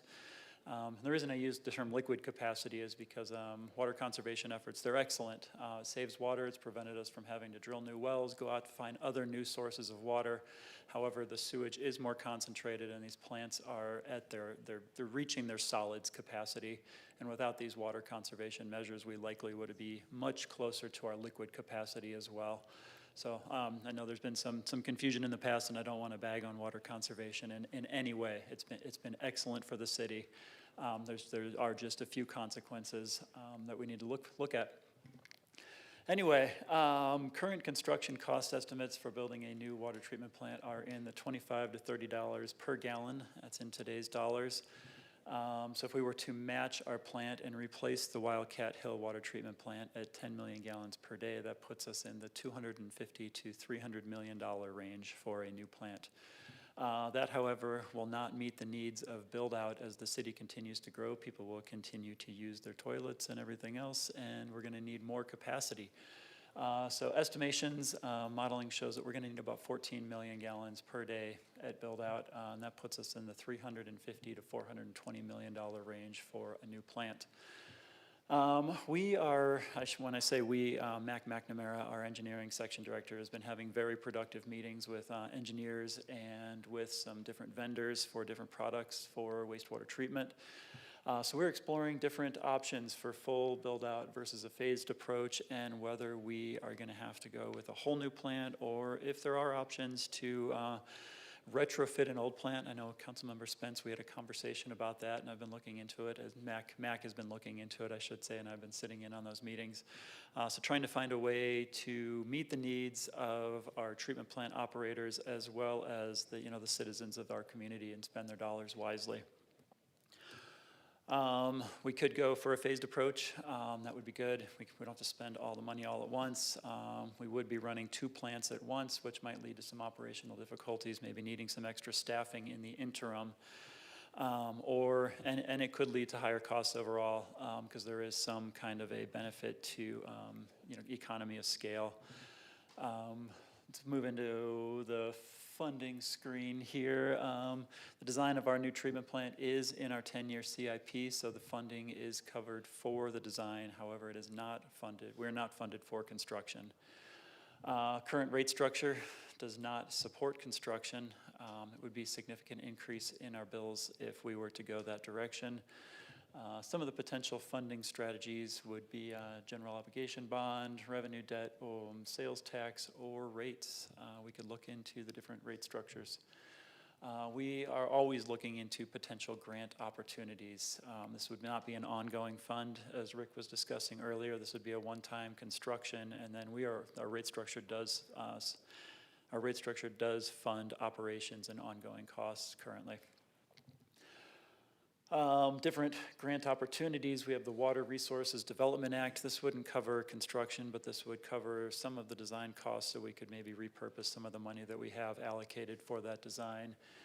And the new plant design is on an approved list of projects, but not yet funded. Have any other slides, or is that the last? That's the last one for me. So any questions for me? Yes, thank you. Vice Mayor. Thank you. Lee, I'm wondering if you can go a little more in depth into when the funding would start and when, because we have things coming that are happening pretty quick, maybe in the pipeline. So obviously this is a need for our city. Can you talk a little bit more about the timeline? Yeah, thank you for the question, Vice Mayor. This is an estimate, but likely start design in approximately a decade, 10 years out, and then begin construction in approximately 12 years. Is that close enough? That does help paint the picture for me that this is a little further out on the horizon than what we're talking about tonight. Thank you. We're planting trees in whose shade we might not sit in, so thank you. Thank you. Any additional questions? All right.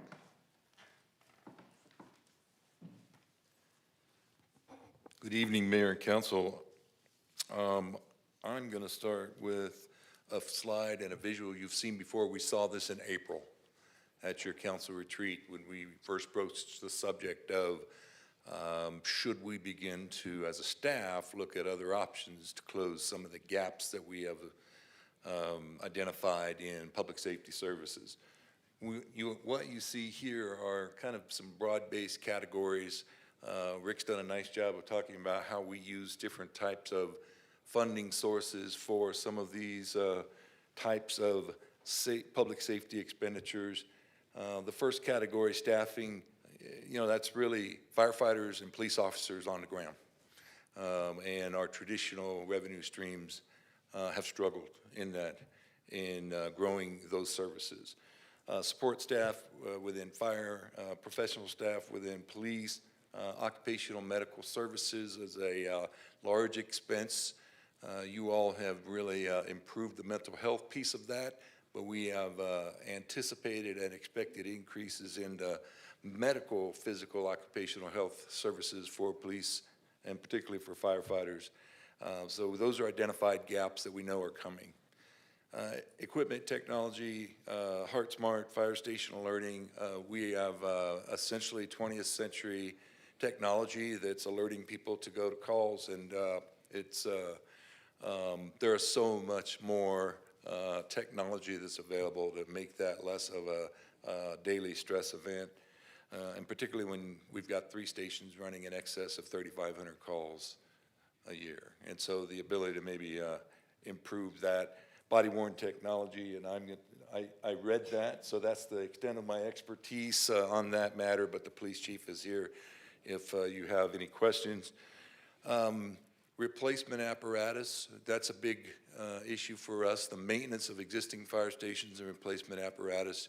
We are unable to use development impact fees, for example, to replace equipment that's already here. Emergency medical service supplies, our call volume is exponentially going up, and so just things like our disposable supplies are increasing rather largely. Data aggregation, our ability to use data to keep the community safe is a big issue for us. And then just technology and systems efficiencies as we try to keep up with modern public safety services in the execution of our mission. And then facilities, great news. I saw the mayor smile when the Rick mentioned a $4 million grant through the governor's office. We're excited about that. We are working feverishly with engineering. Paul Mood's team is getting ready to get us into a procurement effort to try to get that project off the ground. A police substation, Fire Station 7 for our newest growth area that we refer to as the John Wesley Powell corridor. The completion of the fire training center, which has not been completed. We've been in temporary facilities. Fire administration, I won't use my tired joke that the manager wants us out of City Hall, but it's, we just did, I'm sorry, Drake. But City Hall is compressed, and we need more space for our city services at City Hall, so we're designing that. And, certainly the public safety apparatus storage will when we have a mission that involves wildland firefighting, it involves emergency medical services, it involves structural firefighting, it requires us to have a fleet of different type of equipment for each risk, and it's difficult to house it currently. We're running out of space. Just the kind of the nexus to all public services, the city's the city's goal for PBB, a safe and healthy community, and our efforts as a staff since April have been exploring for a potential public safety measure that might help close the gap on those city services. What we feel from a staff perspective is that effort is a way for us to kind of close the gap and continue to place that priority, that community priority, to the forefront.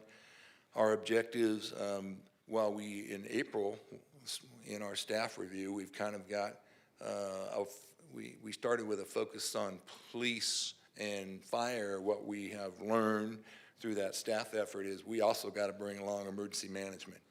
We also have to address the shortcomings and the gaps that have been identified in our aircraft rescue firefighting force at the airport. And so we've engaged them, and they're included in the staff effort to kind of pull these things together. And our plan would be to enhance community engagement by going to the community and having these conversations about public safety. And you know, as we grow the built environment, we've talked about this several times, but the environment's changing. And so the natural environment's changing. It's introducing threat to the community. We saw the devastating effects of that in Southern California. And the other parts of the environment is the built environment inside the city, where we're seeing the risk change from single-family dwellings to multiple family and multiple floor mid-rise development. And so those are some of the factors that have gone into the work of the staff. We went together and put together a really great team. That team includes leadership, finance, communication, civic engagement, the police department, fire department, emergency management, and the airport group associated with the airport, firefighting piece. And we have been, since April, since your concurrence, we've been evaluating the various options that might be used to close that gap. And we have broadened the net to include those missing portions of public safety that were not identified in April. And we have kind of continued that ongoing discussion on what are those one-time and ongoing needs within public safety. And what matters is oftentimes what's really at play is what type of revenue source can we match to that type of need.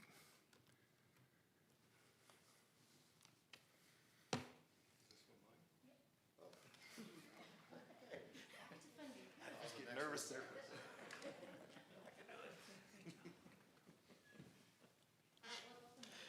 What's that? It's all about the money.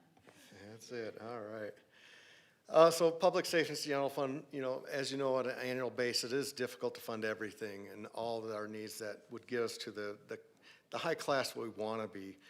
So we always have struggles annually to fund ongoing needs in our public safety areas. You know, so we're looking at, you know, how do you find dedicated sources? How do you actually move forward with other resources in the toolbox to address these critical needs and this growth that we have in our community to fund many of these areas of public safety? You know, structural items, airport, wildland fire, paramedics, all those things, you know, we need to find a funding source to grow in the future, to fund stations and so forth. Continued cost of sworn personnel and civilian police officers. The growth of that. Emergency management is a new program. It's not fully funded. We've kicked it off. We started the conversation. And of course, facilities, equipment, you know, even if you build it, you gotta have the money to operate it, but we gotta have the fund to build it also.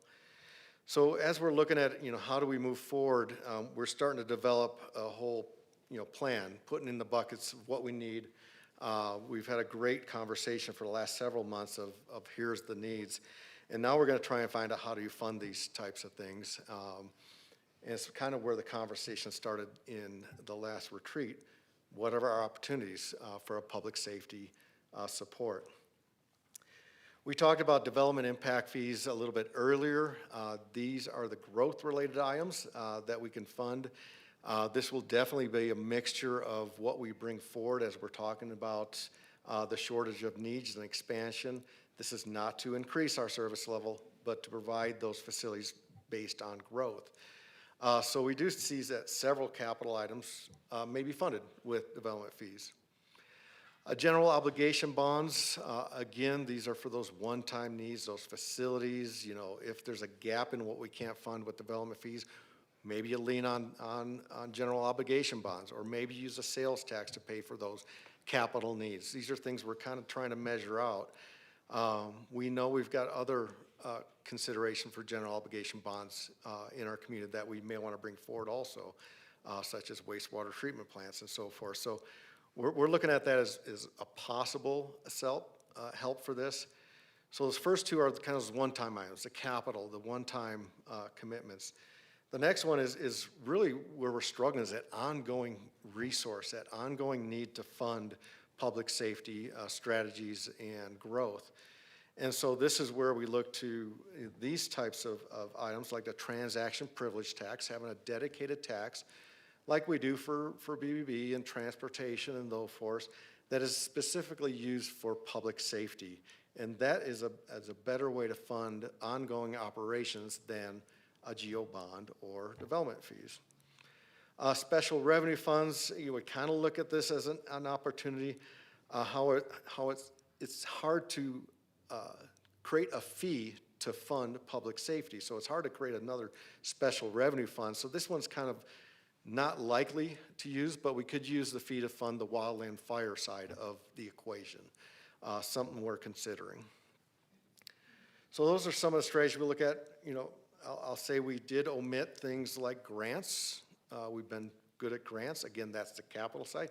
Doesn't help with operations, or state and federal appropriations. Again, if we get those types of fundings, we don't need as much voter approval.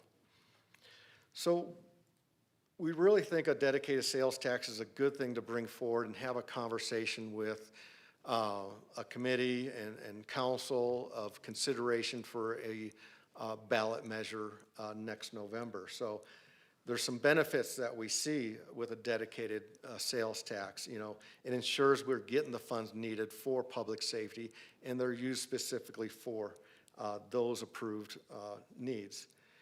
It makes it a sustainable, predictable revenues. You know, while we do have, you know, peaks and valleys, it's still a much easier revenue stream to manage over time, and takes off the reliability of other general fund needs. The community investment, it aligns with, you know, priority-based budget, safe and healthy community, what our community desires to deliver a better level of service, a higher level of service. The economic impact, I think this is a good one that, you know, not just city residents pay sales tax. We have visitors and people outside the city that buy in our community. We are a hub. And so that decreases our residents' tax burden and puts it on also the others that use our services in our community. So that's a great reason to have a sales tax.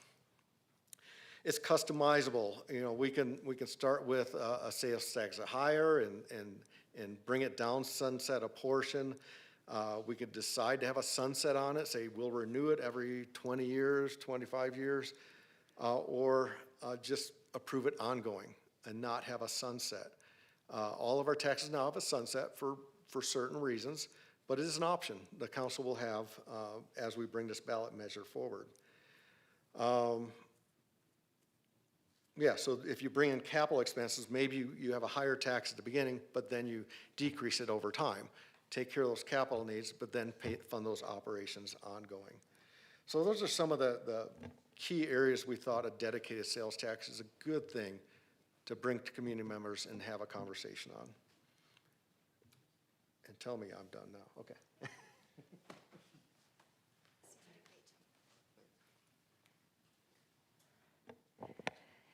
So the next topic with our public safety potential ballot measure is a citizen review committee.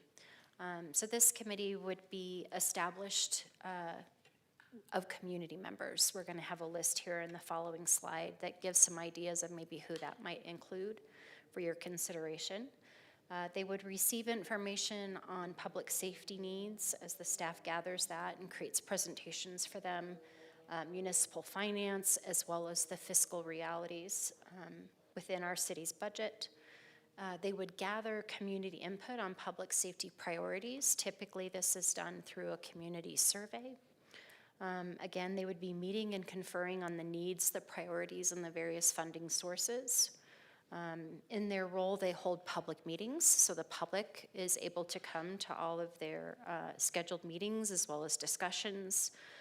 They can hold committee meetings, which usually happens on a weekly or biweekly basis, and then request additional information as needed to assist them in their deliberations as they determine what type of recommendation they would bring back to council. They consider that information that's been presented, additional research that they might conduct on their own, and again, that citizen input. In the end, the recommendations come back to City Council, typically in a prioritized order, so you know what the committee felt was most important based on all the feedback that they received during that 6 to 9 month process for council to consider for that potential ballot measure. So as staff talked about, what could the Citizen Review Committee look like? Of course, we want to have diversity. We want to make sure that the committee reflects those that are in our community. And so you'll see a list of proposed representatives that could create this particular committee. You see the Chamber of Commerce, NAH, our various community associations, our educational institutions, FORFRI, which is related to our fire service, some of our social service providers, such as Flagstaff Shelter Services, Teros, NACA, insurance industry representatives, Veterans Affairs, some business owners, residents, members from our advisory boards that are within our police department. You'll see Indigenous and cross-disability, but not the Hispanic Advisory Board, because we're not certain that will be up and running by November, but should it be, we certainly can include a member from that advisory board as well. We also have the Police Department Citizen Liaison Committee, ACONA, Northern Arizona Leadership Association, and then a few of our community interest groups as well. So as we get to the end of our presentation, we'll ask council, are these the representatives that you think will help us be able to look at this through the community lens in order to bring recommendations back? The next couple slides go over our project schedule. So again, the goal here is to identify our key milestones and kind of when they'll happen over the next year. So here in September, we're confirming a potential ballot measure and then discussing the committee. October is when staff will be developing those materials and creating a schedule, and then also working with members to confirm who is able to participate and start getting their availability, so the committee member meetings can be scheduled over the next 6 to 9 months. And then November, we're hoping to kick off those committee meetings. That's a little earlier than when we did the bond. That started at the end of November, and we got a little tight towards the end, so we're hoping to begin a little bit earlier in November. Looking at 2026, in January, we would launch a community survey. In February, we would be back in front of council during your budget retreat, providing an update. In April, there would be a formal presentation to council with an additional update. And then in May is when that final recommendation would come forward to council.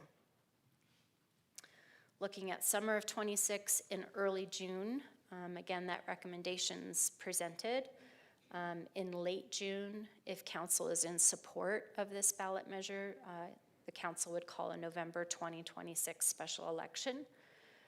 July, we would launch a website that would contain content about the proposition to begin education. And then in July, we would also begin a publicity pamphlet that would be done early August. Again, in fall of 2026, we would present our public outreach plan to council to make sure that we're conducting enough outreach and hitting those areas that you think are most important. And again, create that public knowledge of the website and the outreach. In October, we typically would have a joint city-county meeting where we would like to present about the ballot measure prior to that election in November. So again, for today, we're hoping that we can answer any questions that you have, hear your feedback and thoughts. We'd like to hear if you do desire to engage a citizen review committee to help us with a potential ballot measure on public safety. and if you are in support of us continuing to explore this topic.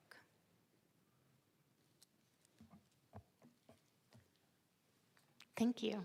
You're welcome. Council, do you have questions? You said special election, so it wouldn't be on the regular election in November of 2026? That might be my mistake. I'm going to defer to my city clerk. Mayor and Council, Stacy Salzberg, Communication and Civic Engagement Director. So it would be held with our typical general election in November, but when we add these, what I'll call like add-on items, it's actually considered a special election, but it's combined with the regularly occurring general election. Okay, thank you. Can you take us to the next slide? This one or back Yes, the other way? that Okay. one. So council, how are you feeling about this?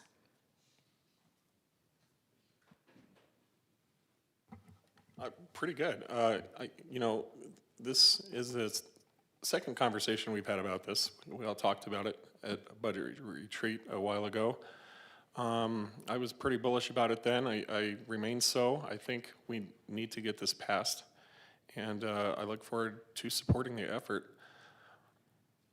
I do have a question about the Citizen Review Board committee.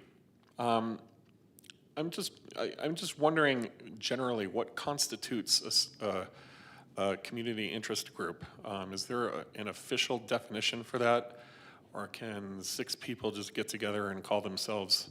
Like our water group is probably a little ad hoc, unofficial, casual gathering of brilliant people.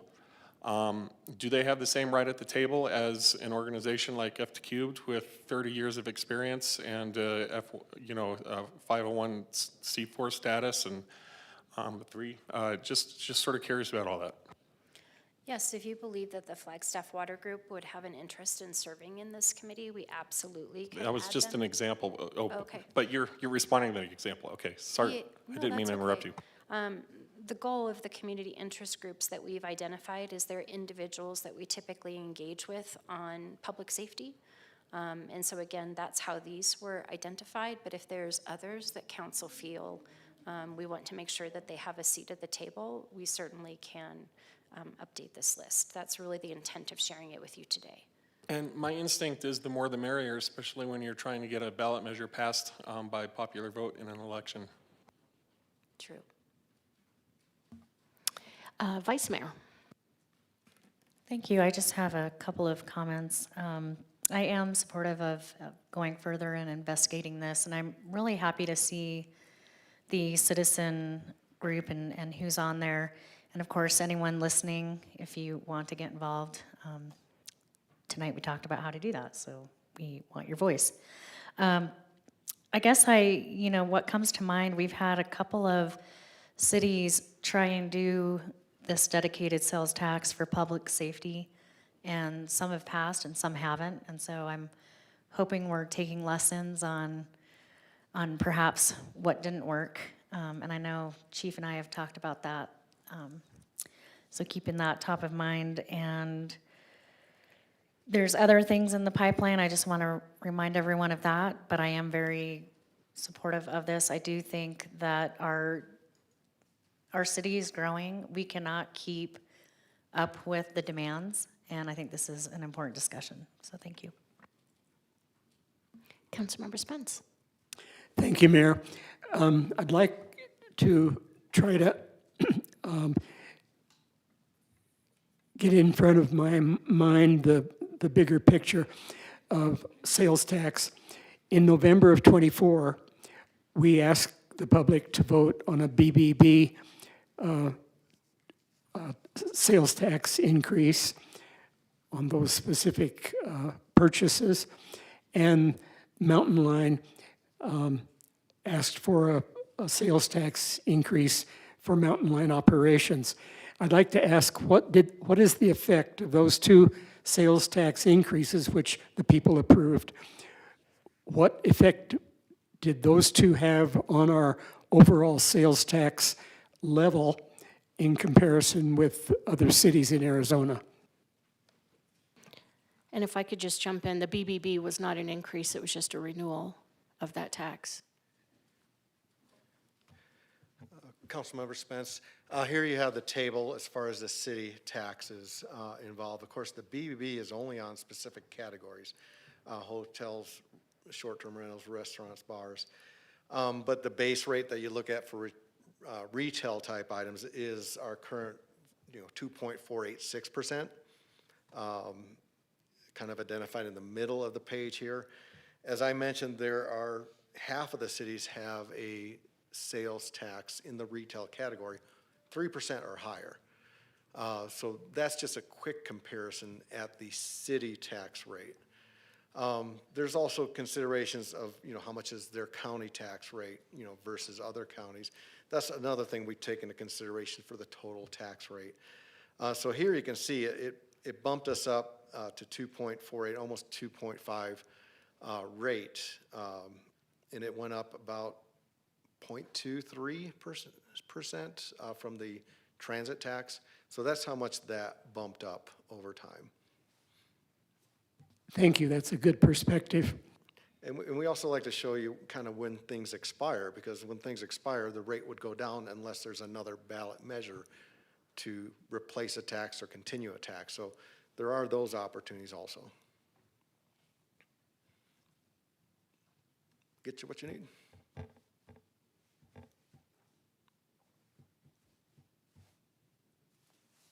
Councilmember Spence, did you have any additional questions? No, that answered my question, and I appreciate the presentation. And I am totally supportive of this citizens group that's being proposed.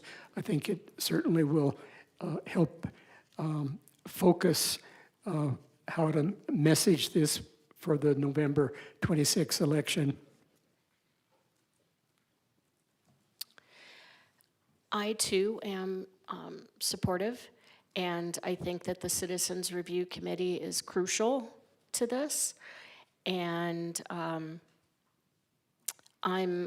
I'll be really interested to hear their input into this whole process and to see this when it comes back to us.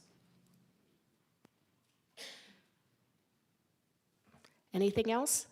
That's everything for us. Thank you, Mayor. All right, thank you. Okay, next up we have future agenda item requests. And just a reminder how these work. We will take public comment, and tonight the council is only deciding whether to have a conversation about this petition. So 3 members of the council need to give a thumbs up in order to move this item forward, and then it will be placed on a future agenda item. If a council member wants to state why they gave a thumbs up or thumbs down, they can do so, but we are not getting into a discussion of it tonight, but we will hear public comment. So, first up, Jolene, is it Barnes? Thank you. So Mayor, City Council members, I'm Jolene Bowers. I'm a scientist. I'm here tonight with my climate action team. So thank you very much for your valuable time and for your leadership, especially in prioritizing sustainability. And tonight we're proposing a next step to fill a critical gap in our climate actions and our goal of carbon neutrality. So we're requesting that you add Flagstaff's endorsement of the plant-based treaty as a topic for a future city council meeting. This endorsement is not legally binding, but it would be a commitment to incorporating plant-based food strategies into climate action plans. This is a global initiative to drive local government action to address the highly significant yet almost completely overlooked greenhouse gas emissions from animal agriculture. The treaty provides not only a roadmap for a sustainable food system, but also playbooks for actions at the local level, all with food justice in mind, so the information and the tools are there for us to use. Endorsement would show our city's commitment to aligning our climate action with science, now clear and irrefutable that a livable future is simply not possible without a fundamental shift away from animal agriculture. We're fully aware of the sensitivity of this topic, especially here with a deep heritage in farming and ranching. Speaking of water conservation, my team was recently canceled from a Water Conservation Day event, citing partnerships with ranchers, after we told them that our display would show how producing a single 4-ounce factory-farmed hamburger uses the water equivalent of 26 showers. One burger, a month's worth of showers, and no one wants to talk about it. And we get it. No one wants to hurt the livelihoods of our farmers and ranchers. That's why we're here.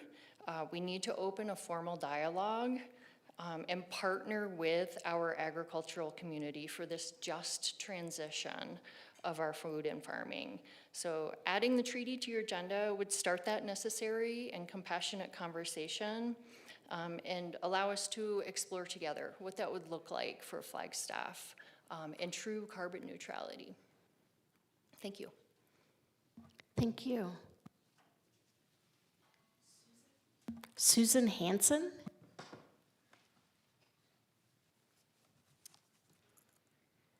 Good afternoon, Mayor and members of the Flagstaff City Council. My name is Susan Hansen, and I have resided in the city of Flagstaff for over 50 years. I am also a member of the Northern Arizona Climate Change Alliance, NASCA.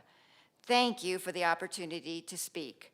I am so pleased that the city of Flagstaff recognizes the urgency of addressing and combating our global climate crisis, and with that in mind, established the Carbon Neutrality Plan.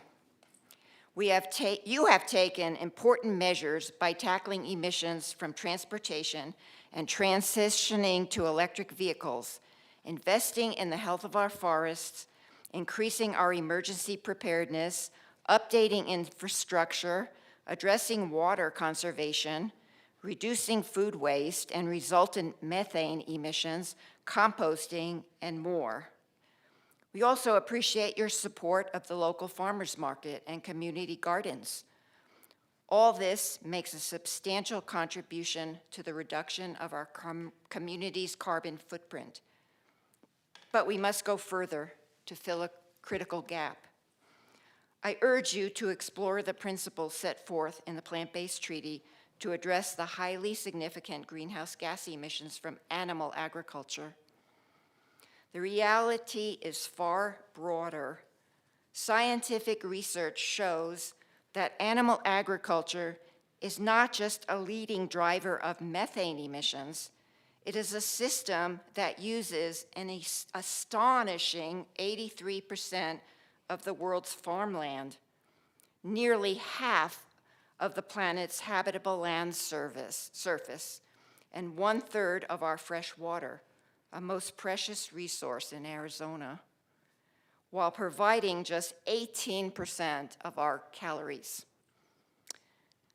This is a huge inefficiency that we can no longer afford, especially as the world's population continues to grow. By recognizing that our food system has profound environmental impacts and therefore requires a public policy response, we have the chance to show the young people in our community that we hear their calls for bold action. Flagstaff chose to lead the world as a dark sky city, proving that a small mountain town can have a global impact by following science and values. We ask that you lead with that same moral clarity once again. Placing the issue of endorsing the Plant-Based Treaty on a future City Council agenda would be a crucial step in clearing a path forward for a livable planet. Thank you again for your time. Thank you. Jill Stevenson.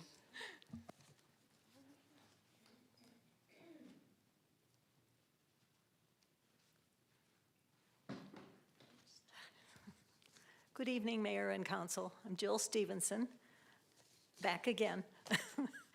The plant-based treaty provides an excellent opportunity for our City Council to openly discuss one of the major causes of our climate crisis. The way we raise food in this country is unsustainable. Massive methane-producing cattle feedlots and confined animal feeding operations, extensive acres of farmland producing food only for these factory-farmed animals, soil-destroying farming methods, exorbitant use of water, all these practices are worsening our air, water, and earth. All of us are being negatively affected by our current agricultural systems. Many of us suffer increased allergies, asthma, and other minor or major health problems. We are driving many species towards extinction, often due to loss of habitat because more land and water are being used to support our industrial food system. Educating all of us on better ways to obtain and use foods grown with sustainable practices should be a climate-related goal supporting our carbon neutrality plan. Flagstaff should set the example, as we do in many ways, towards more positive steps in the mitigation of the effects of our too rapidly changing climate. You are our city leaders. You have the opportunity to lead us in positive directions as you have before. Please address the plant-based treaty in a near future agenda. Thank you. Thank you. Amy Ellen?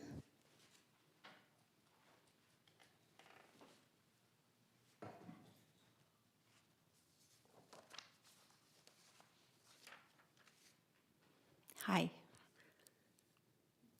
Good evening, Mayor and council members. My name is Amy Allen. The proposal we've outlined is not simple or straightforward, but the opportunity for Flagstaff to lead is real, practical, and perfectly timed.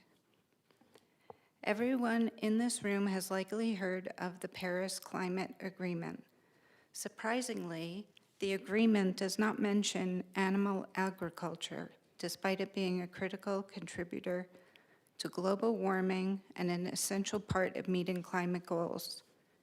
Transformative changes to our food system have been largely ignored and at times even resisted at the government level.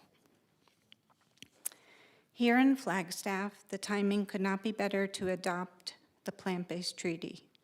The city's recently secured USDA grant titled Assessing and Growing a Community Food System is the perfect vehicle for this work.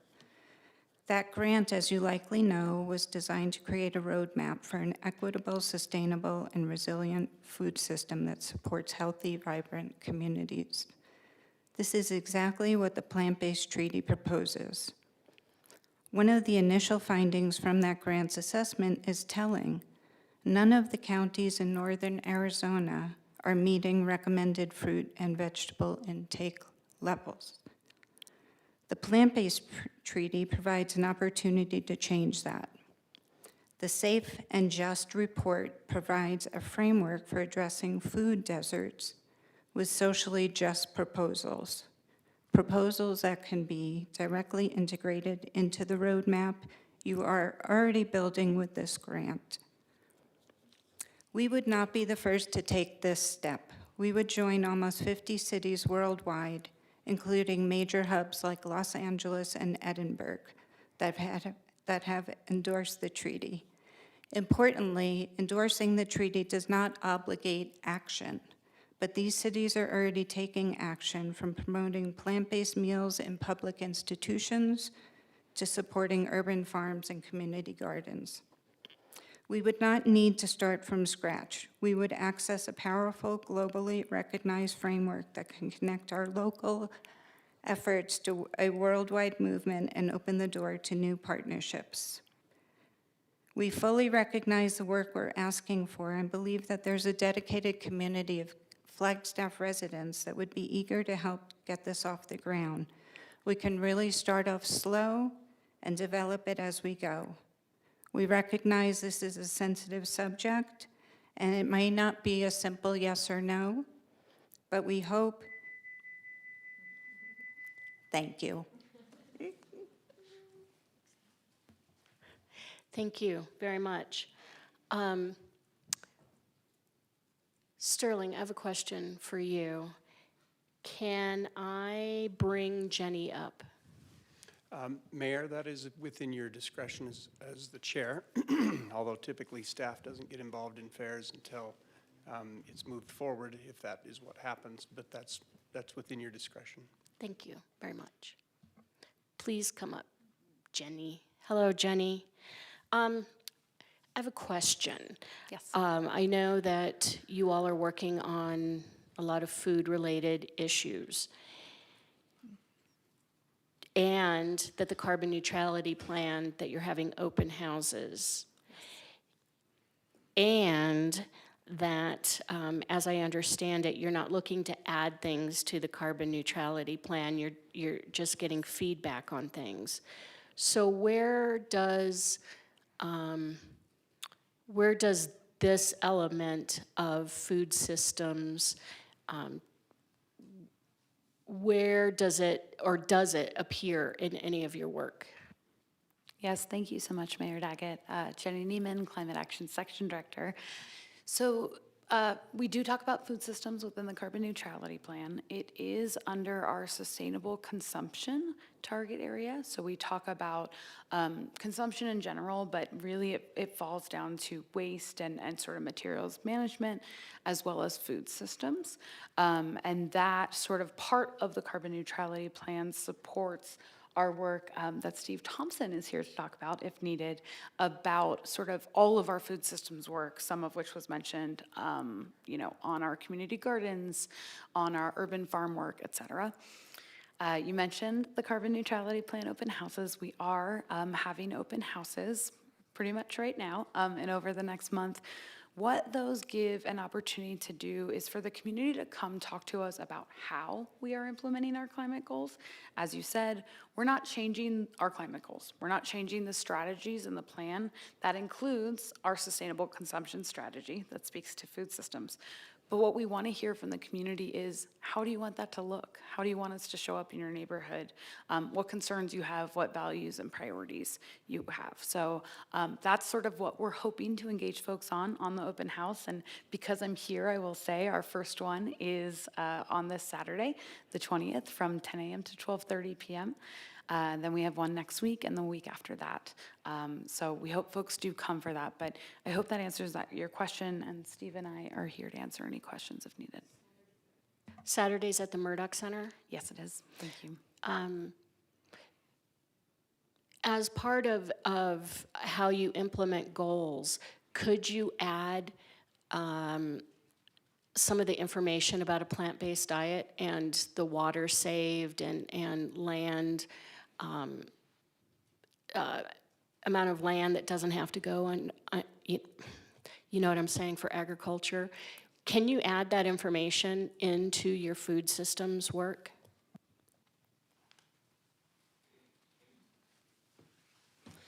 Hi, good evening, Mayor Daggett and council members. Stephen Thompson, City of Flagstaff Sustainability Division. I work in a lot of different areas, including food systems. And within the food action plan, we're in the drafting phase for specific actions and strategies to take. So there is an opportunity to add more information and provide, I would say, resources to find ways to encourage saving water and other food systems practices. We will not specify or encourage any specific sort of dietary preferences, because that's up to each individual, but having these different practices outlined can be a resource that we can include. For the food action plan, we will also be hosting several open houses in October. There will be a press release coming out in the next couple of weeks to detail those locations. There will also be a place online on the new Connect Flagstaff, that portal, for community members to provide comments on the designated food actions themselves, the overarching goals, and any other information. But in the information that you put out, you could put a pound of broccoli takes this much water, a pound of carrots takes this much water, a pound of beef takes this much water? We could, and that's something we can definitely look at, depending on where it fits into the food action plan itself, and then furthering education.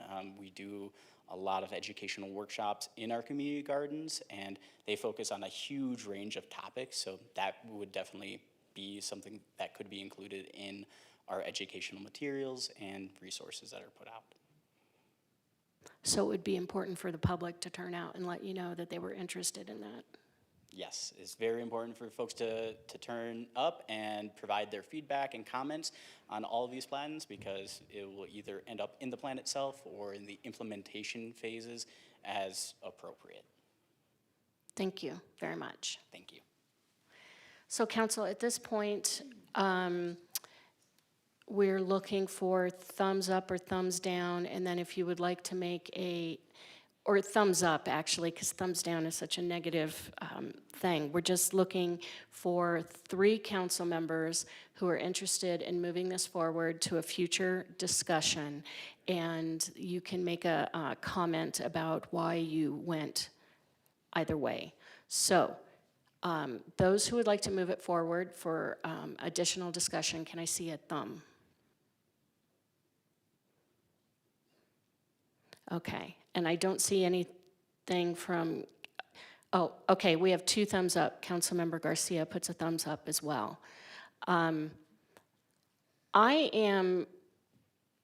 What I would like to see is the discussion go through this process with staff and then come back to council when you present, because I think that that is a more appropriate avenue for discussing the items. Anyone else like to say something? Councilmember Spence? Thank you, Mayor. The reason I'm thumbs up is because this is a very important topic in achieving our carbon neutrality goal. Full disclosure, I'm active in the NASCA group, have been for a long time, and I campaigned for city council on pledging action to achieve our carbon neutrality goals. So I want this to come forward for a full discussion. Our ranching and farming community is not represented here tonight, so moving it onto a full future council agenda allows them to come and present their side of our food supply story. And I just hope we can discuss this more fully, and I think the staff could come prepared to make presentations when we do have it, if and when we do have it as a future agenda item. Thank you. Councilmember Aslan, did you have your hand up? Councilmember Aslan. Thank you. Yeah, I kind of feel similarly to the mayor, and so I've developed a pretty high threshold over the last 7 years on council for moving citizen petitions forward, and that philosophy has evolved over time, but I'm pretty confident about it these days. And I've elected not to support petitions that I personally liked for many different reasons. I personally like this petition. So here's my rubric. I find that petition wording is flawed enough that it's just not practicable. I find the relevancy isn't local enough. I feel the petition is too prescriptive when I prefer a more open-minded approach, or that I see we're already meeting the need with things that we're already doing within the city. And another one, I feel advancing a petition ultimately overburdens staff and the city apparatus. Agendizing things represents an enormous amount of resources in terms of person hours and department conversations and positioning. And finally, I'm concerned that the cause doesn't rise to a sufficient threshold of representing the general public in Flagstaff. It's too niche. I do have some of those concerns about this petition, not all of them. And so that's why I've decided not to move it forward, but I'm also confident that we're kind of doing a lot of this stuff. I was going to ask Jenny to come up too. You know, this topic has an opportunity to be openly discussed at the CNP open houses and at the food action plan conversations that are happening right now. So I feel like that platform already exists, and we're in the process of seeking that kind of engagement. In a sense, I kind of feel that need is being met, and that's my reasoning. Vice Mayor. Thank you, and I do want to thank you all for bringing this forward. I did not put my thumb up, but please know that I am supportive in having the conversation, and I do agree with Councilmember Aslan. I do believe we're doing a lot of this, and there's a lot of opportunity to have your voice. So the open houses, it's in the carbon neutrality plan already, in the regional plan, under the food system policies. We've got the Flagstaff Food Action Plan, community gardens, various education and events, urban farm incubators, and several other initiatives. So I think, you know, this is a great addition to the topics that are already being discussed. And I do believe that our sustainability staff that are amazing will take tonight and incorporate it into future discussions with council and the community. Thank you. Councilmember Garcia. Thank you. Excuse me, Madam Mayor. Thank you, Madam Mayor. I just wanted to say that my ideals kind of do track along the same lines as the mayor, Councilmember Aslan, and Vice Mayor Sweet, in that for all the reasons that they stated. We are doing so much in this area, and you know, I think we're covering our bases really well. The reason I put my thumb up, though, is because I don't think that there's anything wrong with having a broader discussion and bringing more people in from all sides in order to, you know, to carry the weight of this priority. While it may be niche, it's also something that's not discussed enough. And while I think that there would be, I mean, I really searched my brain for this one this past week in researching how we could make this into some sort of policy. And for the region, like Councilmember Aslan said, it doesn't make a whole lot of sense regionally for us up here. And for Flagstaff, I don't really know how I could formulate a policy that would constitute all the work that would go into putting that policy together. But I do support the conversation. And I also agree with the mayor that a lot of this can be fleshed out with the public's participation in what's happening with the events coming up soon. So thank you, guys. All right, so although this isn't moving forward, staff, you've heard that we would like you to make sure that you've got this input and in the food systems work and in the carbon neutrality plan. And thank you for bringing the issue forward to us and speaking so eloquently to the issue. Thank you. All right, we are moving down to open call to the public. And I don't see any. So informational items, 2 from Mayor, Council, and staff, and future agenda item requests. I'm going to start with Councilmember Garcia. Thank you very much, Madam Mayor. And I do apologize to the public and staff for not being able to make it there tonight, but I am recovering from a surgery quite well and hope to see you guys very soon at the next meeting and at some other things that are happening later on this week when I feel a little bit more up to it. This is just a comment in line with Hispanic Heritage Month, recognizing that for centuries, Hispanic and Latino influences have been woven into Arizona State's very identity. As a border state with Mexico, Arizona's culture is deeply shaped by Spanish and Mexican traditions, from its architecture and cuisine to its language and its arts. This heritage is especially important here in Flagstaff, where Hispanic and Mexican American families have been foundational in the city's growth since the 1800s. You got to remember, it's less than 200 years that Arizona and the United States has ruled, has had precedence over this territory. Prior to that, it was Mexico. Many Hispanic families, including my own, migrated to northern Arizona as sheep herders, as railroad workers, as entrepreneurs, and as laborers for the lumber industry. They settled in historic neighborhoods, and despite facing equal amounts of discrimination throughout the years, have created a tight-knit community and a culture that enriches the region.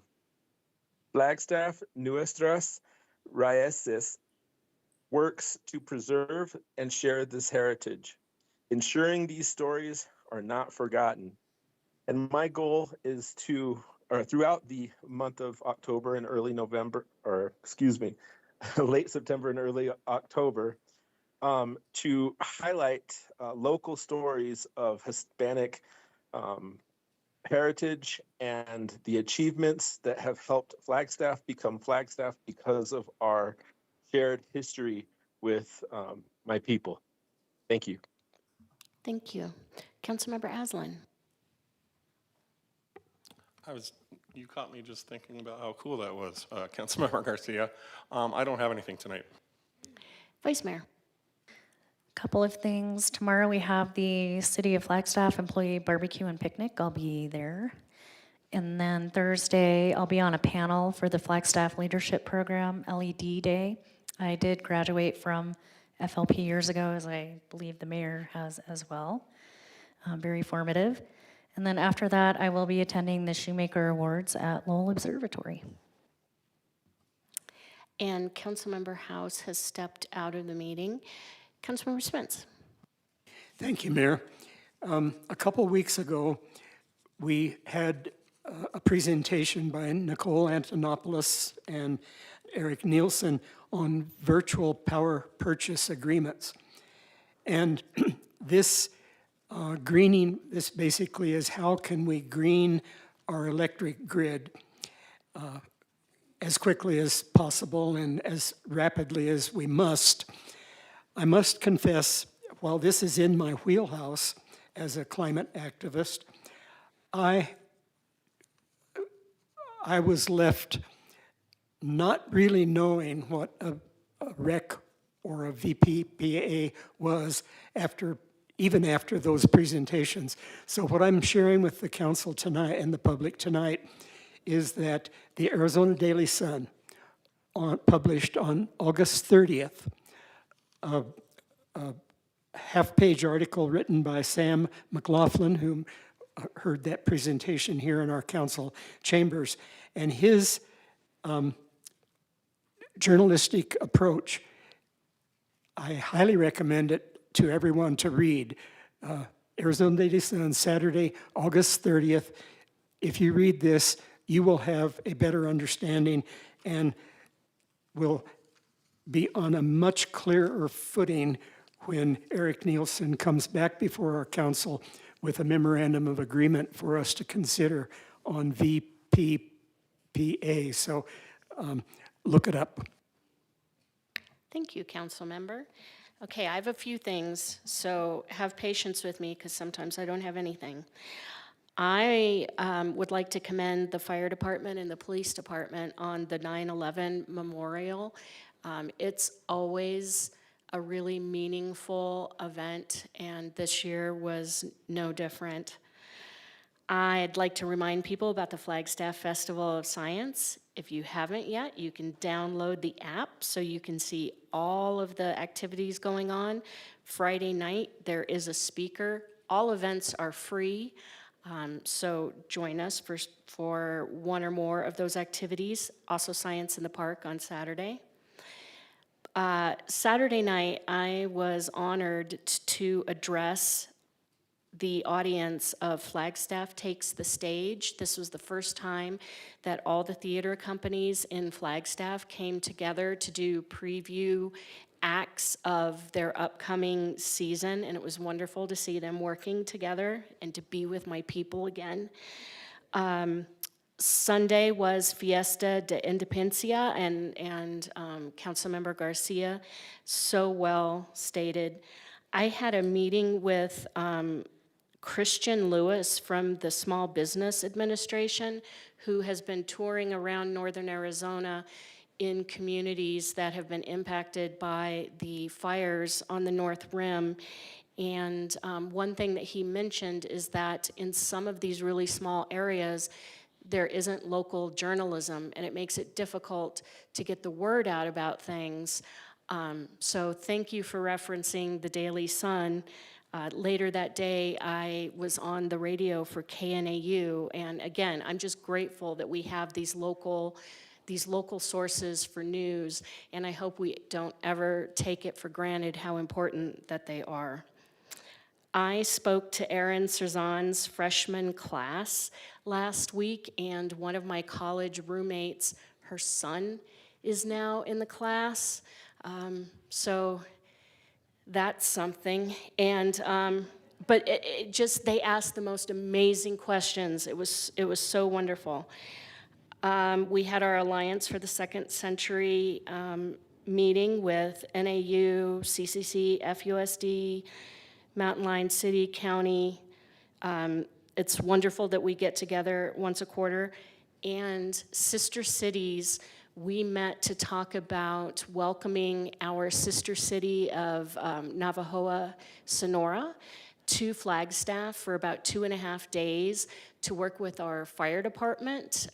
They want to talk to our fire department about recruitment of female firefighters and do some cultural exchanges, talk about economic development, and I'm excited to see them again. And I'll make sure that you all know any public events, because this is just a wonderful group of people that we are joined with.